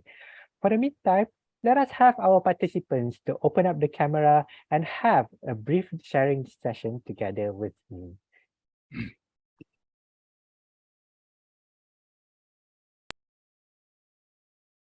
So as we wait, I would like to comment, or more like, let us have a summary of what had happened today. So what had happened today, there's been around 11 projects connecting a lot of issues which has been addressed inside our grassroots community. We had issues about culture, we had issues about drinking, we had issues about farming, and also about health, and also about the community. So so let us have a little question about, by asking our participants about what they have felt of today. So since we had Nurliana on the last one, I would like to ask Nurliana first. Okay, thank you, Amin. So being the last presenter is actually, it has pro and cons. So the cons is, yeah, I'm afraid that people will get boring and also will not pay attention to it because the last one, and it is almost lunch hour. But the pros is that we can see other team members presenting their project, and yeah, from that we can improve ourselves to do our presentation. Oh, so you're saying you're taking cues from the others, not fair. So one little question, Noliana. You've been visiting the Royal Bloom for a few times. Has there been like how many tribes do you found inside the Royal Bloom Park? Okay, in Royal Bloom, there are a lot of village, like 9 to 10 village, and for now we are discovering the Jahai tribe, and soon Cik Azmiza had approached me to do a research and also to do a project in Sungai Keja, if I'm not mistaken. So we are at the Sungai Keja. I forgot the tribe of the orang asli, but for now it's the Jahai tribe. Very, very wonderful. So you have been invited by Jacoa themselves to do a follow-up project. Yes. Very, very wonderful. So talking about tribes again, I'll go on to the next person. Let's talk with Naim Mustaqim. You've also interacted with the children of orang asli. So have you also identified what tribes are they coming from?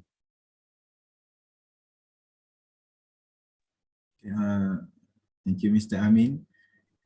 For the local community in Pantai, Leka, Parit, Jawa, I realized that a few tribes of local community live there, and most of them native of Jawa community, and also a little bit of Jakun orang asli live in Pantai, Leka, Parit, Jawa, and most of them work as local fishermen in Pantai, Leka, Parit, Jawa.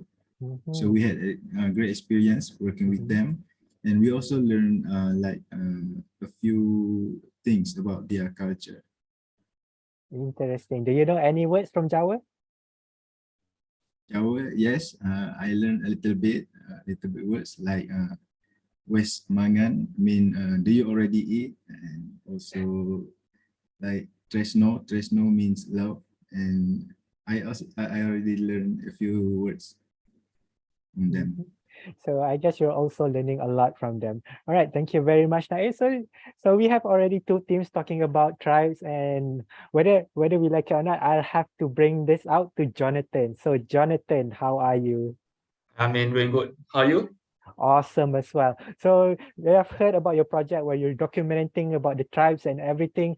So you heard some other projects talking about orang Jahai and also orang Jawa and also other orang asli as well. Do you think like probably you want to do something like a joint venture or something with them? What do you think about it? Yeah, I think if we can expand our project to not just for a project, not just orang Seletar, maybe if in the future we can like to see if there's any other tribes in Malaysia that maybe their culture also losing. Maybe we can collaborate with other projects. Yeah, maybe we can do something about it. Yeah, hope so. Yeah. Yeah, that is certainly possible, because whatever project it is, they will in the end need graphic designers, media people. So Jonathan, your presence will always be relevant to everyone. So up next, let us bug the only topic about health today, Noor Ain. Hello. Hello again. So when we're talking about cancer and everything, what do you think something about cancer which everyone should know at this point of life? I think Malaysian, I think most probably like when we think about cancer, it just death. There's no solution to treat that. So I think Malaysia should have the knowledge that actually cancer can be cured if that person do something to prevent or have some medical checkup regularly, so the cancer can be prevented. So as a PSA to everyone listening here, do you have any recommendations where everyone can do the cancer screening? For me, I think most of us for today the participant is university student, undergraduate student with under 30 years old. I think even at the young age we have already started to take care of our health by going to clinic to have some regular medical checkup. I think it should be start from the early age. So let's say that I want to go to the clinic for a screening. What do I ask with the register? I think I'm not sure too, but then maybe just go for the hospital that you nearby to your house or what, and then they may give you some guidance to help you. Okay, very wonderful, Nur-Ain. Thank you very much. So everyone, if you have any concerns about cancer, please visit your local medical facilities.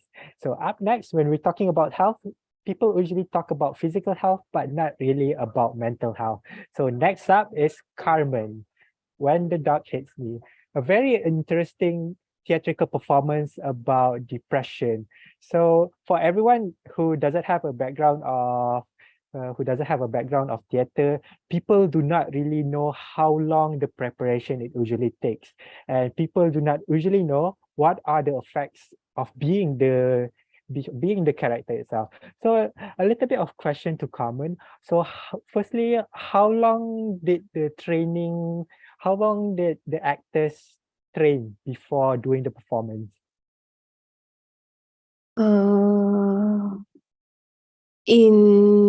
We are still beginners, and then in college, so we are still students, still in a learning process. Basically, we will spend most of the time, for the cast, we'll spend most of the time to find themselves in the character, to know more about the character, how to act it. So basically we will spend 2 months of rehearsal, reading the script, group reading, and then everyone to know more about themselves and what can they present in the character. And then at the same time, we will use 3 months to we call it pre-production lah. It's build up the sets, prepare the props, and then to rehearsal, and then to rehearsal about the technical part, like the lighting design, music design, sets design, costume design, and so on. One follow-up question. So you said that they have been training in acting for around 2 months. Has there been we know when someone acts too much, someone can actually become it. So was there any particular changes among the actors who had to act being mentally with mental problems? Was there any certain cases like that in your production? We are okay because our actor is gone through a lot of trainings during school. Then we know that in the rehearsal in the theater they are the character, but out of the theater they are themselves. So it's not the same person.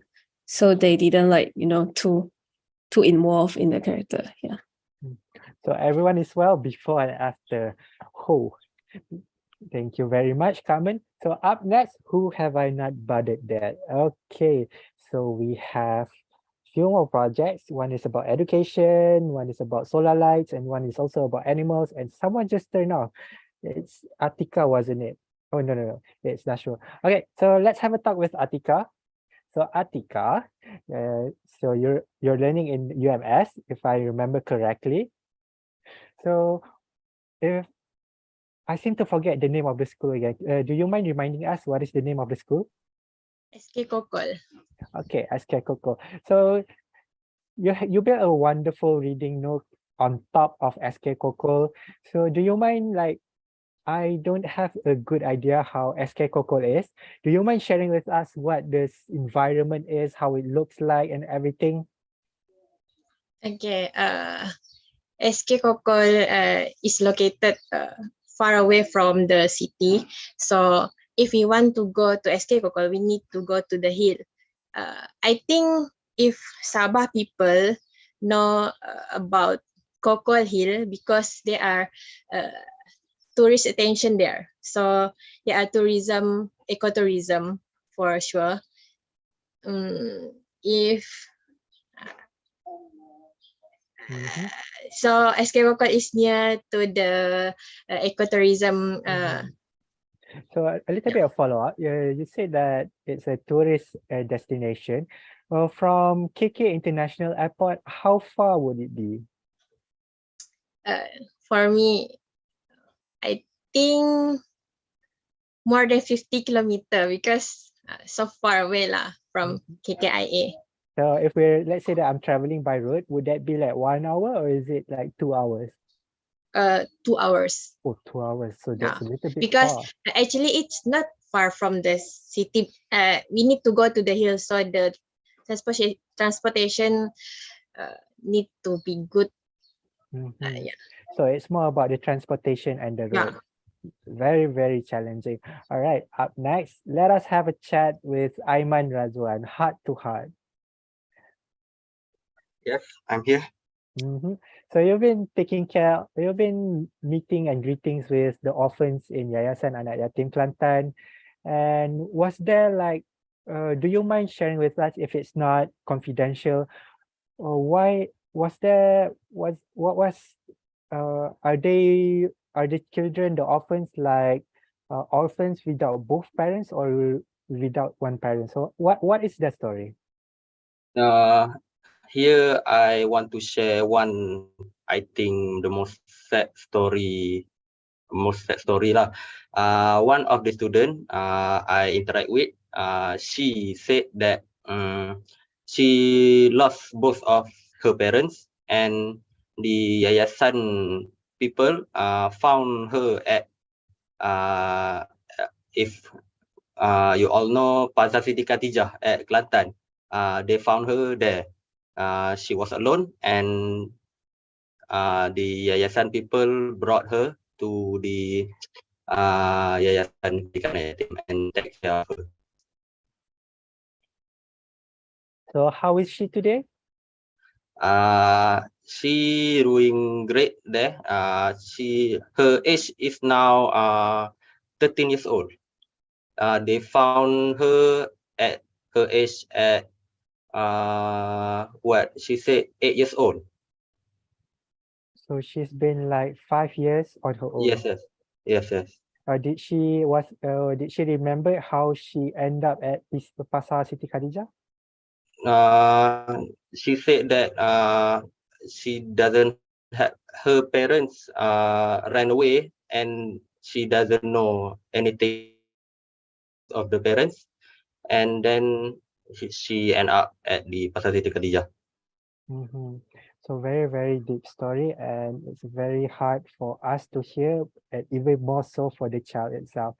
So as a summary of everyone, I would like to propose to every participant today to bring every participant here can be considered as a small unit of social entrepreneurs, and everyone has their own niches and has their own field of specialty.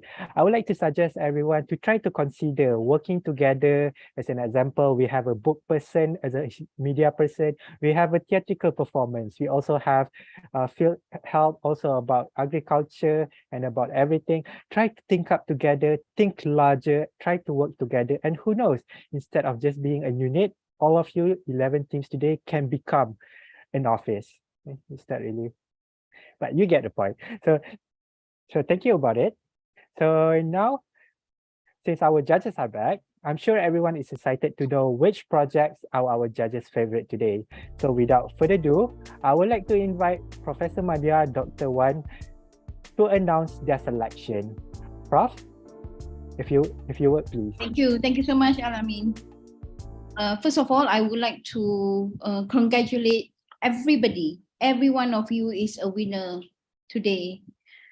I would like to thank all the participants for your efforts, and the judges, based on our discussion just now. I would like to announce that our favorite, our selection for the winner of this My Starfish Foundation would be, drum roll, Al-Amin, is Hello Seletar. Congratulations, Jonathan, and from the Southern University College. Thank you so much, judges. Congratulations. Thank you so much. We would like also to have a special mention to the group from Course Eden. Course Eden, congratulations, Course Eden. It's very difficult for us to choose between these two, but finally all of us have chosen Hello Seletar, and with the from our discussion and from our view, it is we believe that Hello Seletar actually bring us more impact, not just to preserve, the culture, the history of our Malaysian culture, but also it will actually trigger the awareness and trigger for more exploration and understanding of and discovery of the different ethnic in our country, in our nation. It is very important that when we try to find issues or problems that we want to solve or try to solve through this My Starfish Foundation, it is very important that we identify issues that can create impact. Our judges believe that we are not just looking at the creativity and innovation, but also sustainability and the impact that the project can give. And also, I also believe that when you design the project, it is very important to see how we can collaborate with other people. We should be able to, because as a student from a university, we need to be more curious. We need to always ask the question why, and we need to deep dive and not just the knowledge on the surface. I do understand that the project that when you have joined this project, it is beyond your curriculum, beyond your assignment, and beyond your task in a course. But it is also very important that we take charge of this. We own this project, and we have to know deep dive on it and look into the problem more seriously in terms of to understand better on how to support the issues and in